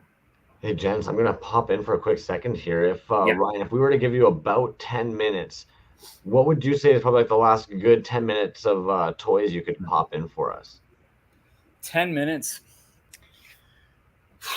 I mean, I think that people should be way more interested in this scene and what's happening in it, because there is some really awesome, genuine individuals that I've met in this scene. 2 of them that I've been talking to all night. That are just genuine, heartfelt individuals that have a passion for this scene and try to seek out the best. And sometimes we try to best each other, and it becomes like a little bit of a competition, and it's kind of fun. And I know that B and I have had it in our past, because I know when I first started, I was like, man, this guy is the fucking champion of collecting. He fucking still is. But I think that people should be more plastic addicted and get past your machismo and just kind of nerd out sometimes. It's good for the soul. There's a lot of good people out there. You know, we're all here. We're trying our best. we're trying to do day-to-day stuff. Life fucking sucks. But things like this personally bring me complete joy. When I got into this scene, it was one of the darkest times of my adult life, and it really helped me in a very profound way. And I met some of the most important people that I've met in my adult life as well. And you two are 100% involved in that conversation. 100%. Thank you, dude. That's fucking that's one thing that I truly, truly love about you, man, is just your passion for the scene, man. It is there's not, you know, and it's hard to say, you don't know everybody, dude, but I think it's rare, dude, when you have people that are like yourself, man, that are just so into not only the pieces, dude, but you know, who creates the pieces. You know what I mean? And if I could just have 5 more minutes just to get through these 3 artists. I was gonna say, I did you dirty. I thought you were gonna show us toys, and then I put you on solo mode and something you're talking about like the shit that we all know. But I'm just like, oh, poor dude. I've got him up creek right now. Like I thought he was going on some toys. What you got, man? All right. So this was the piece that changed everything for me when I was. I mean, I don't want to say how old I was because that's neither here nor there. But when I started this fucking game, this was the piece that changed everything for me. It was Baron Bloodstar. Awesome. And I think you nailed it at the beginning of this tonight, man. Like I think all of us have that like piece when shit was just kind of hitting the fan that got us fully in. That's a beautiful piece. Mm-hmm. Have you seen the second version of it? Dude, well, first of all, how old is that one? End of 2021, so almost 4 years old. Okay, yeah. This is this is 2.0 version. Nice. God, it's dude. cleaner, it's smaller. His armor's got an upgrade. It's just, I mean, he took it to another level with his second one. But that first one will always be probably one of my number one pieces of all time. Sure. I feel that. Great setup, dude. Great figure, great backer, great graphics. That's a solid ass piece right there. And guess what? He can also do 5.5s too. No, man. Ooh, that is Hold on. gnarly, dude. I'm gonna bust them out. Hold on. I asked Danny if he would add more blood to it. How do you like it, man? More blood. More blood, please. It's funny, actually, when I hit up Rainbow Yawn for the Scare Glow, he ended up being like, man, I've got a batch here that I accidentally got a little bit too excited with the blood and just kind of kept going and forgot what the fuck I was doing. You down for an extra bloody one? And it's like, yes? What kind of question is that? If you're even asking now, why are we even talking? You know what I mean? Like, what the fuck? That was an accident? That's beautiful, man. That thing looks fucking heavy too, dude. Oh, dude, it is so girthy. Like just holding it by its right ankle, it's like making my hand like tilt a little bit. I'm used to that.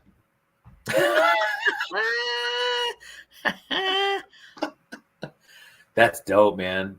It's a fucking gangster, dude. Yeah, straight up, dude.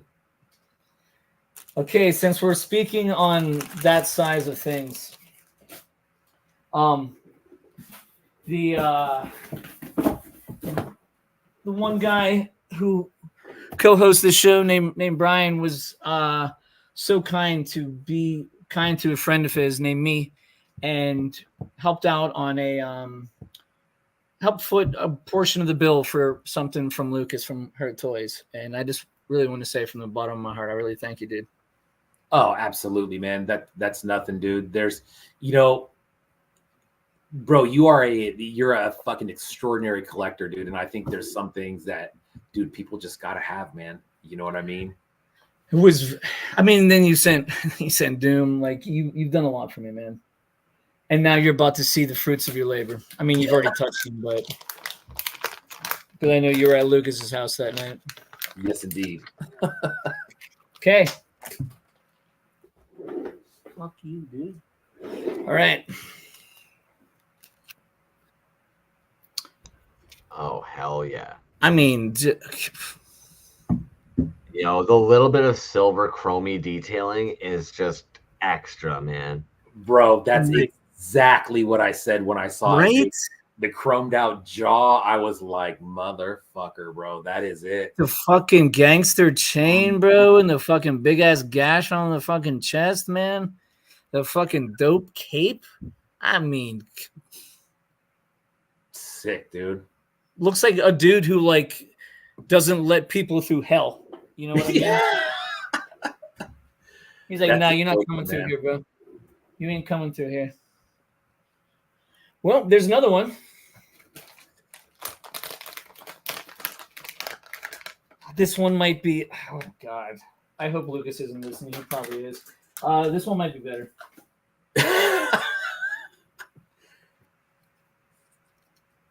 Dude, as a set, you know what I mean? As a group, I was like, damn, dude.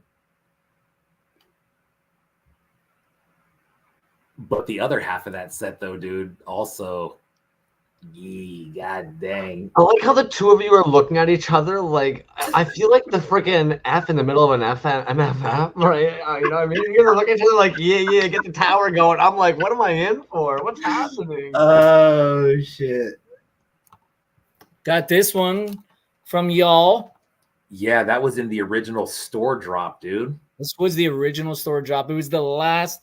I happened to have a break at work, and I happened to be able to snake this Nice. all black guy. That was card my art, first though. Skull Crusher. Yeah. That card art is something else, man. Dude, Lucas, Hurt Toys is fucking talented, apparently. he's I've on heard another from the level. grapevine. They're pretty fucking talented. B's showing off a few paintings here and there, a couple pieces here and there. Look I at think this. they're pretty talented. Look at this.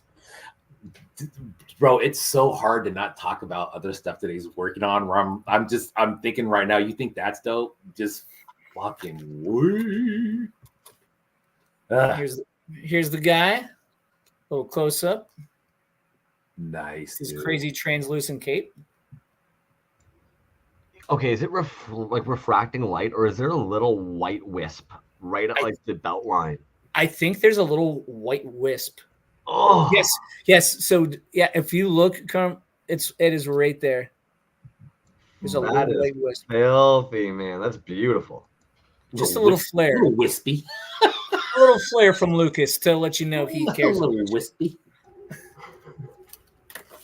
And I got a couple more Skull Crushers to show. Dude. He's become, okay, spoiler alert. Sorry to all my artist friends and all my friends. Skull Crusher is my favorite to collect right now. So It kind of makes sense, though, if you consider where you started with loving, like, you know, it all kind of lines up, man. I would say, like, it's in the same realm. You got your skull, you got your hood. And then you got a bionic arm and then like a big-ass cape. It's fucking sick, dude. Like, where was this stuff when we were kids in the 80s and late 70s? You know what I mean? Not in my house. That's where it was. I know that. This is the one no one knows about. Uh-oh. Okay, what the fuck is going on here? I asked him for a blue one because I love blue shit. Oh, yeah, dude. I did see that one. I think I might have sent you a picture of it. Yeah.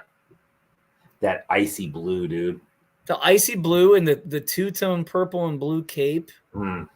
And, like, just the mixture of all those, like, frosty colors, man. You know what, dude? That's one of those ones, and there's a lot of them out there, dude. I mean, where you have the same figure but in different colorways. Dude. You know what I mean? And it's just like, I think that really says something about a figure when you want it like in every style that it comes in, you know? That was me with Pamro and his Necro Hunter. I think I have it in like 7 colors. Yeah. Yeah, dude. Straight up. Okay, so here's one of the smaller versions from the set. Absolutely. From, oh, Jesus Christ, his arm came off because this magnet. Dude, is absolutely from the hinges of hell. Oh, man, I love that one, dude. Look at this dude. Those red eyes and like the red and black tone. Red and black, dude. It never fails. Never fails. Like, it almost looks like he's got a mustache, doesn't it? I was just going to say that, dude. Looks like he's got a mustache, which is got a red fucking mustache. Yeah. Those red eyes, though, bro. And that scar on the chest and like the Skeletor, like torso. Oh, it's dope how I didn't realize, dude, how the bottom jaw is marbled out like that. Yeah, dude. Nice. And like how like his legs go like red and black also. Like they're like two-tone, man. Hey, dude, very nice. Yeah. That's a great gradient, yeah. Yeah. Great gradient for Hurt Toys. Gradient. That's a very artistic word. Nice one, dude. Every now and then. I'm like, yeah, I like how it changes colors like that. Here's the last of the foursome. Yes, dude. That chrome jaw. Look at this motherfucker, dude. Ugh. I love that each one of your 5.5s has a matching 3.75 at the moment, man. Yeah, dude. I'm going with what, man. I walked into this guy's house and he had all 4 of those things just right when you walk in, and I'm staring at him and I'm like, what the fuck is that? And he's like, oh, those are Lintners. I'm like, holy shit. Dude, that's a beauty right there. Because you told me about his 5.5 game, and I was like, yo, Lucas, I hear you do 5.5s. And he's like, yeah, you want some? I was like, yes. Yeah, you want some? Yes. Fucking. All right. This was one that I got. This was the second one I got when he did his. God, I don't even know. The second drop that I saw. It's similar to the last one, but it is all just black and red with the chrome skull. And the chrome mace too, man. And the chrome mace and like the chrome bolts and like the chrome spikes, man. It's yeah, dude. That chrome does a lot, dude. Especially that chrome on black is sick. The contrast on the black is sharp. Yeah, for sure. And when you turn the cape, it turns like pinkish too. It's nice. I mean, this guy. Yeah, Max Padron says the silver jaw. Yeah, dude. Okay, it is time for my ending. All right, here we go. Finish us. And it's the one guy that I talked about a little bit up top. He was supposed to have a certain piece for me today, but he doesn't. So him and I are going to talk about that later. All right. The saddest. It's Chris Baird. It's Strafe. I mean, he's my number one. How many Strafe pieces would you say you have at this point, man? Because you said that earlier tonight too. 16 or 17. Jesus. I'm not going to go through every single one like I did, but I'm going to show you a couple. Please. This is his Scooby-Doo diver. Did you say you had 16 or 17 Cool Cat pieces? 5. I had 5. Oh, 5. Okay. I got 16 or 17 straights. If I had that many Cool Cats, okay, cool. I would be a Cool Cat. So this is his Scooby-Doo diver. It's absolutely sick. Cool Cat with a Toys Alive store drop at the end of September. Oh, you were telling me about that. Oh, it's going to be fresh. I guess this was one of Strafe's first divers that he has since redone. It's all purple and gray with some blue.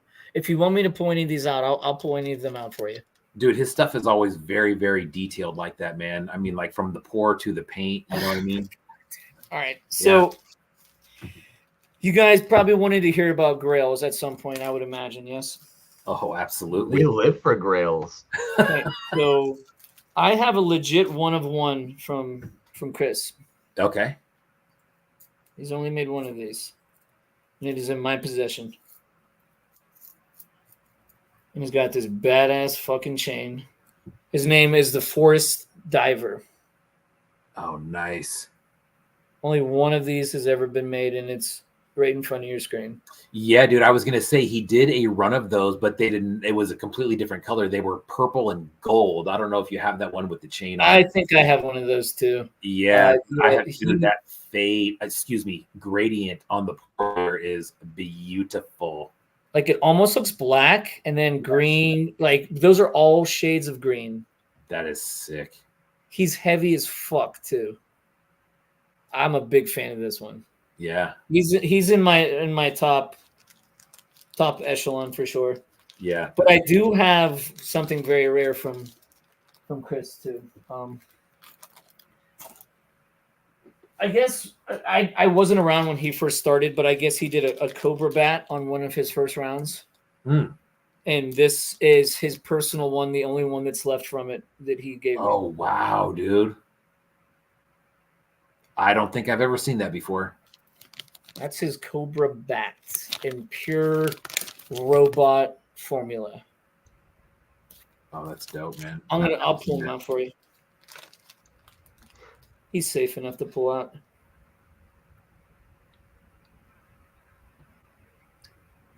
That's beautiful, yeah. Look how sick that is. Two-tone blue. Dude. Wow. Damn, dude, I've never seen that before. How do you know what year that's from? I think he said like 15 or 16. Yeah, dude. He's been. I It know was he's it was it a was lot. the first drop he ever did. He said, No way. and this is from his personal collection. Wow. It was the last one that he had, and he gifted it to me. Nice. That's a great one, dude. It looks like Iron Man, like Yeah. Iron Giant a little bit, you know? from Cobra, you know. Yeah. Yeah. All right, so I know I've been rambling on for a bit, so I'll try to wrap it up a bit. But this is the one that turned me on to Strafe, and it was the one I talked about up top. Oh yeah, dude. His fucking Skeletor. Yeah, dude. That was the Designer Con 22, I believe, was when that was. 2022. It says it on the back. Yep. Yeah, that was sold at Fletch's table. Absolutely, dude. That go. There's skeleton eyes. Look at those eyes, bro. Yeah. And the That's soft goods on the cape. Yeah, or the hood. Yeah. It's so soft. It's like a t-shirt. Yeah. Do you see my cat in the background? Yeah, yeah. We do, yeah. So before you go, we do want to make sure that we know the cat. Yeah, we need a cat introduction before you dip out. Oh, I will absolutely give you a cat. I'm going to show you one more Strafe, and then we can start to wrap it up. He gave this right around Christmas time. It just was so awesome, and the card art is bonkers. It's like all like metal and stuff. Mm. And this is his general. Oh God, yes, dude. I have one of those. Fuck, So man. Is that casted in gray? What the fuck are we looking at It's here? cast in, so it was cast in red, and then he put like gray powder on it. From what I believe. Oh shit! Did almost like a cold cast in the mold. Did a cold like cast a powder, on it. then So pouring in the red. Fuck. He likes to show me like making of pictures, and it was all red the whole time. So I thought I was getting a whole red piece, and I was like, that is not all red. And then look at the back of his head, come. That thing is fucking dope as hell, man. Fuck off. Was this for was that originally a heavy metal Hanukkah piece? That's what I'm doing yes. now. Yes. It was. That's what I thought. Okay. I'm This sure was you know heavy this metal too. Every single one of the helmets he does a different cut job on them. Every single one, like I think he did 6 generals. Every single cut job is different. Yeah, dude. Stupid, man. In the face, he's got that classic straight face, man. Beauty. And the fine paint details on there, dude. That God. might actually be the dopest Strafe one I've seen, to be honest with you, man. He's got some bangers, but that fucking even that ultraviolet purple broken helmet against that face. Yes, dude. And the fucking tongue. He gave me one that like had the tongue out like pretty far because he gave me a couple options. I was like, I want that tongue out pretty far. Dope. That's a dope one, man. Dude. And then he's got like the fucking like brainoid arm too, like the robot arm. Yeah, Clawtron. Dude, it's a fucking fantastic piece. Yeah. It is probably my favorite that I have from him. Are those arms magnet or are they peg? He does not do magnets. Nope. Okay, I was gonna say I would have thought magnet, but then I heard the beautiful little squeak there of "I'm tight, baby, what up?" And I was like, "Oh shit!" It's like, dude, I would say that's another quality of Plastic Vomit too, man, where they're nice and tight, like that, straight up, dude. It's also something about when you open Plastic Vomit Creations, like you smell like the acrylic paint and stuff. You're like, this was handmade. Like this is legit, you know. Dude, I know I'm a drug addict because I love the fucking smell of all the fumes in those bags when you pop them open. Like, yeah, it might only be weed, but I mean, when you pop in those bags, you get all the fumes, and the first instinct is like the foot tapping like a rabbit during maiden season. You know, dude, you know? freshly painted vinyl piece. Oh my god, this was one of his first runs of his Cosmonauts. He made me one. Dope.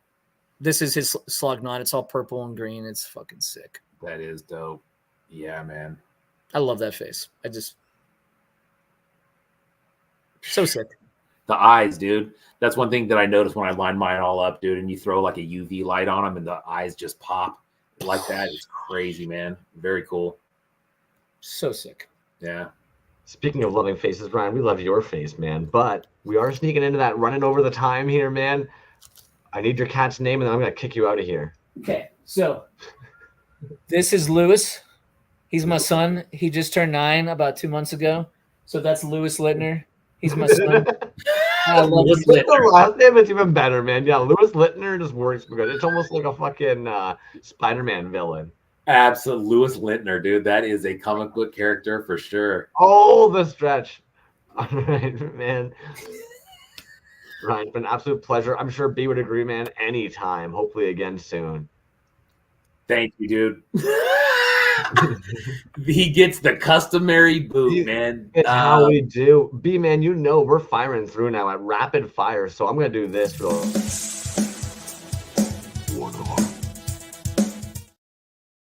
Neat. Look at that. It worked. Look at that. Look at that One off transition. for us. Boom. Very nice, dude. I like that. I like the one off. That was cool. So new segment. We're doing one-offs now. We're going to find out a little bit more of some of those pieces in your collection we don't always get to see. You could not possibly photograph everything and anything that you want. Obviously, a huge shout out and thank you to Ryan. And I definitely would have to say I hope we get them in again. But show us this fucking one-off that you've got with you tonight here, man. So just kind of easing into it, I thought I'd probably show something that I think a lot of people have seen before, but nonetheless, it is a one-off. The one that I chose is the Lab Monkey 9 Goro piece. This is from September of 22. This was in the Toy du Jour Button Masher show. 10 points of articulation, hand paint. Lab Monkey. Hi. Lab Monkey 9 pieces. It's just, it's just exquisite in every way, man. Probably one of my favorite pieces that I own. I mean, the magnets are all interchangeable, or all the pieces are, because of that Able 9. So Toxic Fumes Toys, yeah, Lab Monkey number 9, Toxic Fumes Toys, any of the dudes from Toy Ronto for the most part, Angry Beast, they'll communicate. They basically put their magnetic articulation polarity in the same way, so that way they actually end up working in the same manner. If anything, like I know me, Titty, One Trick, we've all talked about it before. A lot of the times folks will basically keep their magnets in one big strip, and they've got the one point, they just keep on putting in from the one end. But if anything, if you actually alternate the ends that you're putting in for the body versus the arms, then it also prevents that whole knocking each other off the shelf when they're sitting next to each other. But yeah, and then it also allows for you to be able to do cool things like this, where you can have the polarities match up between your figures. Exactly, man. And dude, honestly, with Lab Monkey 9's pieces, dude, you could sit there all day and just swap the pieces out and just make some really sick looking characters. This one, man, I mean, I don't know what it is. I mean, I guess it's the figure 2. That's super dope. Just, kind of the context of it. And then just the little details, dude. The rib comb that he's got there, the paint work is super sick. And it's just clean, man. I mean, anything from Lab Monkey 9, it's just. Are the green dots actually resin casted on? Like little droplets in the mold? They look like they are, dude. They look like they are. I don't know. I mean, you can't. I don't know if they are or not. Hard to tell, eh? Yeah, but even that real fucking hair. Yeah, it's from a Mulan doll. That's jokes. Yeah. Now you've got a couple LM9 pieces, man. How do you personally manage to fucking snag them? Because they usually make one in runs like this, and let's be honest, they go fast because you're on it. How are you so on it? With him, that's another one. Set the alarm and cross your fingers, dude. I've lost plenty. I've lost 2 times as many as I actually have. And they are, they're hard to get, man. I mean, it's just kind of luck of the draw. The thing that pisses me off, dude, and I think collectors, I was going to ask Ryan about this. I totally spaced on it though, dude. It's like when you have something in your cart and you're like, cool, I got it. And then you go to pay. And by the time you get through that fucking PayPal circus, next thing you know, you don't have it anymore. And it's like, shit, dude, I've lost so many like that. But it's just, it really is, dude. It's setting alarms and getting in there and just seeing how fast you can do it. How much does it suck when you see the one that you wanted get swiped from your carts? Then you're like, well, I guess I'll go for my second favorite. So you go back for that one, but that one is no longer available. So you do a quick refresh of the page, and the one that's left, it's left for a reason. Dude, all the time. all the time. Those creeps from the real Bernhardt was the last one that I remember really having a problem with. Dude, I went through probably 6 before I actually got through the whole process of buying one. And the one that I finally got was pink and blue, so I really like it. But that's one where it was like, you know, in your cart, gone. Okay, next one. That's happened to me with Cool Cat multiple times, dude. I wanted to pull this up because one thing I love about LM9, homie, with that one-off you have, they're great for showing process picks. Yeah. But let's be real. There is something, and every time I say it to them, they almost look at me like I've got 10 heads and they have no idea like what I'm talking about, while also having this weird little mysterious grin on their face. Their casts are different. And what's trippy is I've been with them when they're at the places they grab their resin. Like I don't know, like there's nothing magical they're doing different. Like I don't know what it is, but there's almost that like matte finish that you'd see on playing like any of the Magic the Gathering nerds out there, you know, like the fucking sleeves you have for your cards, the matte finish on it, that kind of eggshelly feel. I also love that LM9 is big on this. I know Angry Beast is big on this. General Porpoise is big on it. Doing the individual casting for like the majority of what the color is going to have to be, so you have to minimize the amount of painting you have to do. So fucking smart, man. But even then, like, what a gorgeous piece. Yeah, dude, the detail on it is crazy. I mean, just to even try to make that figure, you know what I mean?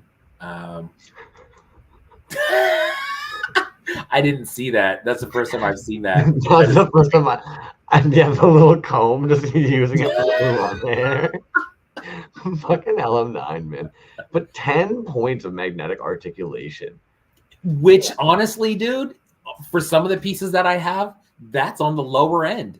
Some of the stuff is just it's crazy, man. And it's like I said, it's flawless every time, dude. I mean, you know, and it's everything, dude.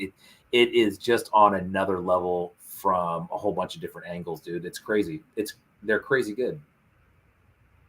Anything else you want to try and get in about this figure before we hop into some more of the news and I let these yahoos go home for the night? Oh, we got to do giveaways still too. Giveaways, that's right, my dude. That's right. Right.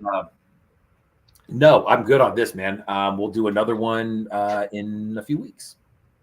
Sounds good. Sounds good. In that case, for anybody who's going to be in the area of, where are we here? Merchantville, the Toy and Collectible Street Fair, West Park Avenue, Merchantville, New Jersey. So if anything, Garden State Kaiju is going to be there with Stephen Geddes, which of course, some of you may know them as being a somewhat reputable sculptor in the scene. And of course, another very, very talented indie artist in our scene, Green Plastic Tunnels. Oh, nice. And I made sure to include this here. Oh, they had a better version of it. There it is. Because Garden State Kaiju's got a couple of different events. So, of course, September 14th, they've got this build, but they've also got an online store drop coming up on October 16th. So anything they end up having left of their remaining albinos, melancistics, yellow bellies, those will end up going into the store on October 16th. Make sure to also keep an eye out for them if you're somebody who's going to be in the Northampton area. They're going to be doing Indie Toy Fest October 12th. And then, of course, they've actually going to have a table at Designer Con. I know you guys were talking about Designer Con a little bit earlier on in the evening. November 15th, 17th, they are planning for a underbelly drop for the Lavender Bellies, November 20th. And then, of course, a bunch of our homies are actually going to be in the Tag Fest 2024, man. I know Kashi Records is actually just chilling out in the chat here tonight. Of course, Scott Cherry, Barbarian Rage, my goodness. Bombastic Plastic, a.k.a. Neil Ewing. A bunch of the dudes, Dollar Slice Bootlegs. I heard that a bunch of people in our scene think that they're a very phenomenal artist as well. Last Resort Toys. I don't know if you're familiar with them. They do those big giant versions of the trash bag. Yep. Absolutely. Yeah. A whole bunch of the homies. I know with Akashi Records, I know Saruga Mark actually has done a couple different individual, there he is, individual vinyls for that as well. So anybody who's going to be in the designer Tag Fest, and reading the word designer toy art market while trying to say Tag Fest, September 14th, 10 a.m. to 4 p.m. I've got Lab Monkey number 9. I've got the C is for Creature coming up October 16th, 2024. Ooh. And of course, if you haven't been over to Kajiki and or Cave Dweller pages, they already are talking about the November lineup for the Shrek show. And I think the Shrek show will probably be the most adored, loved, talked about, and respected show of the year. So make sure, if you guys haven't already, get some Shrek pieces ready for November. I'm going to stop sharing that for a second because I'm gonna leap right on into the spinning wheel then for giveaways if you want, man. We're motoring along here. Motoring along, dude. I'm really looking forward to See Us for Creature. That's going to be an awesome one, dude. We're going to do a review on that and set that up probably. That's October, correct? Or is that September? Yeah, October 16th. October. Actually. Okay, cool. Yeah, nice. We got a while on that. But that's going to be a good one. Yeah. You know how these shows sneak up, though. We say we've got a little while, but between the amount of guests we have coming in and all the different show content we have, to devote an entire episode to try and cover whatever's happening that evening can sometimes end up eating quite a bit. It is, dude. Looks up mischievously. Yeah, man. And you know what's funny is, you're trying to lay out the schedule, and then you're like, oh, well, there's this show, and you can't really cover an online show in an hour. So you're like, okay, that's definitely going to be a full episode. And then you're like, okay, that bumps everybody back a week, and then another week, and then another week. And next thing you know, you're like, fuck, dude, we're booked out for 3 months, Yeah. And we're finally coming to the end of that, man. We're getting to, the end of November. Or I'm sorry, the end of October. First, we are giving away, let's do this one first, man. Let's do the Plastic Vomit Customs Darth Manta piece. It's a painted, articulated figure. It does come with the other thing that I posted, and it was hard to kind of see these, but they have these mini, like super mini, right? There's a Godzilla. And then you have a whole set of Hollywood monsters. It would help if I didn't cover the whole thing with my stupid hands. But you have a whole set of these little mini guys. That's a creature right there, as a matter of fact. So that is all from Plastic Vomit Customs. Bam, you get some stickers from them. Make sure that you check them out. They also have a store on eBay if you're looking for any of their figures right away, with tons of good stuff. So there we go. The question for this week was a piece that you have scored recently or that you would like to score. Great answers. How many did we get up to tonight, dude, on the old giveaway wheel there? 37. 37. Yeah, 37 by the end. And you know what? I think probably one of my favorite parts about the giveaway wheel was, one, we had a whole bunch of homies listing off some of the other indie toy art homies in the scene. But probably one of the other fun parts was some of the dudes have found some really old retro toys that I had never heard of that just sounded bonkers that I can't wait to go looking into. There was a couple of artists that we had definitely not been following on our account, so that was new. Always love that, man. Yeah, I think absolutely, dude. For sure. The conversations in this week's was actually fire as well. It wasn't even just that the answers were great, but the amount of replies that actually had like 7 or 8 comments in response to what had been said was fucking dope, man. Dude, I love that, dude. And then you start, sometimes I'll be kind of scrolling through and you see 6, 7, 8 people that have liked somebody else's comment. And you're like, man, dude, people are getting engaged in this thing. And I think that's probably the best part about the giveaway, is that kind of the conversation that it sparks about whatever topic it is, dude. It brings up a lot of good points from all kinds of stuff. Here we go, dude. Good luck and congrats to number 19. Who is number 19? Is going to be the old Jazz Wizzy. Jazz Wizzy. Congratulations, my dude. Speaking of collectors, if you have not seen Jazz Wizard's collection tour, my gosh, thing of fucking beauty. Go watch it. It is great. I actually think of often best intro to date. The fucking music playing, them coming out with the freaking mask on, doing the robot dance, the Figgy Newtons all over the fucking house. That don't mind if I did. Dude, when he pulled the sleeve out of his pocket, dude, the sleeve of Figgy Newts out of his pocket. That was great. That was great. What a freaking wonderland of indie toys that place is, dude. And do you remember how many records were in there? That's just it. And that's what's funny, man. We're all cut from the same cloth between our love for music, toys, the paintings we'll have around. Like, Jazz Wizard is a unique, special, lovely individual, man. So glad. When Ryan talks about the people that we get to meet in this scene through through originally toys, right? Like, if you want to bring it down to its most basic, stupid form, like, a bunch of dudes love toys. It's like some of the greatest friends we've made in our adult life have been through the internet on a stupid fucking Instagram social media platform because of a love for toys. Spin again. Straight up, dude. Straight up. Spinning again. This is going to be for the DKE box. We'll go through that contents here. Yes, absolutely. Number 22, we're going to show. Where am I here? What am I doing with my life? Plastic Vomit Customs, actually. Oh, shit. Works out beautifully. Works out beautifully, man. Wow. How about that, dude? Show them what they've won. So hey, I like that. Show them what they there you go, man.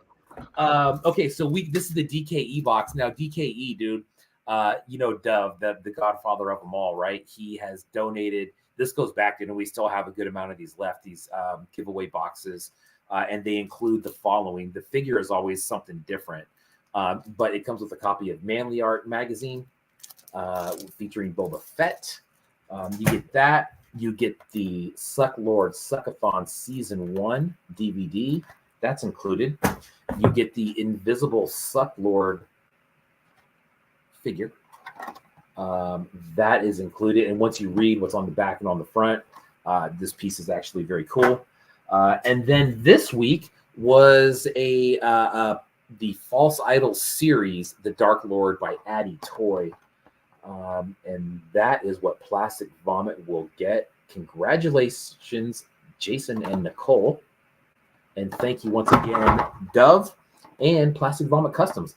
Dude, talk about the karma wheel. Holy smokes, dude. That was instant karma right there. Very cool. That's definitely what I was just thinking. And actually, I'm going to answer up. Somebody had just asked it. Was it Suki that just asked it? What was their answer? Yes. So Suki, if we were looking for the answers, Plastic Vomit Customs said that their most recent purchase was actually a vintage Thrall Jobin figure. And then something they've got their eye on are going to be 2 BMX bikes, both from the early 90s, and a S&M Homes and a S&M dirt bike. Not exactly toys, but kind of. And I would agree. They're still in line with some toys. And then Jazz Wiz was actually most recent sick acquisition. And this came up several times when we're saying the homies, the Godzilla and Lord God Against the Civilized World by Dark Rainbow Toys. Such a sick ass piece. And if I had been more prepared, we would have pulled that up. And if we weren't already 10 minutes past that 2-hour mark we were aiming for, I'd pull it up for you. But maybe we'll post it in our stories after the show. B, anything else you have you want to get? Dude, I think, for that amount of content that we had to only go 10 minutes over, I think that's pretty fucking good. Next week, we don't know what's coming up next week. We will absolutely let you know. Whatever it is, it's going to be fucking awesome. The week after that, we have, let me check this out real quick. It is... Hey, Mike, what do you mean you're even... I know you're sarcastically checking. 8-Bit Mike sent us, and actually, this is what I'm going to bring up. Oh, yeah. These crazy packages. The other day, homie, I shit you not, my mail slot at home, if the mail is too large, they're supposed to leave a little key, and this key is supposed to allow you to open up these lockers along the other wall to pull it out. So the other day, I open up my fucking little mail slot, and this parcel was the exact size of the mail slot. The only issue is, on my side, there's a little fucking frame thing here where the door hinge opens. And so I'm sitting there. It's like 11 o'clock at night. I've just gotten out of where I work and what a good day looks like when I don't have to deal with certain stuff. So to come home and I'm literally like trying to wedge my fingies underneath this parcel, trying to find any kind of give. I've got a key on one side, trying to like midget it in there.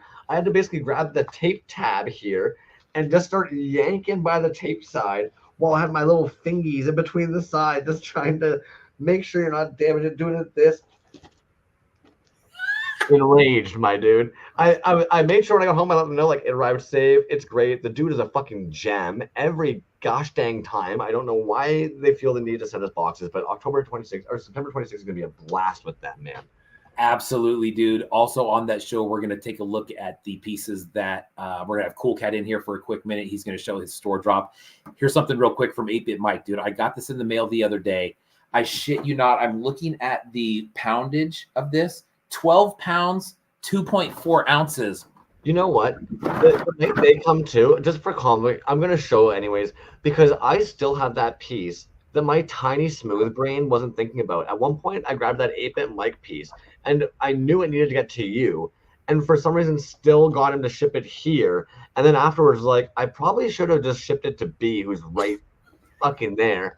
So definitely need to make sure we get that off. But I mean, it's still here, man. If anything, like, I think we've both said it. We've got a box at this point that's like a year old of things that we're like, yeah, I got to get that. Tossing it in there, dude. Just tossing it in there. But that'll be a fun one to open up. But this is actually full of giveaways. This is 2 weeks, 8-bit Mike. Literally sending us small children through the mail, basically. Yeah, no kidding, dude. Thanks again to Ryan Lintner for being in tonight, man. That was fucking awesome, dude. We saw some really cool pieces. Again, dude. Anything, homie? Yeah. I think Ryan Lintner just entered into the realm of, like, when we need a co-host that we need to be able to reach into the barrel for. Their name's now been, without their wanting to or not, whether they want to confirm it, it's in the barrel now. We can reach into there and pull them out anytime. And I honestly think that at some point when they end up getting set up in a way that they are happy with the way they can display their collection, because I think we all have been in that phase before where our collection isn't maybe being displayed the way we want it to, because we're in a little transition period. I'd love to have them fucking come back in again, man. I don't think we saw everything in that collection. I think there is so much more gold in there. Yeah, dude, absolutely, man. It's always funny when you see collectors, because you see them in the claim comments on pieces and stuff, and you're just like, man, this dude's building up a serious collection. One thing that we didn't even get into with Lintner at all, dude, is he's like a legit filmmaker.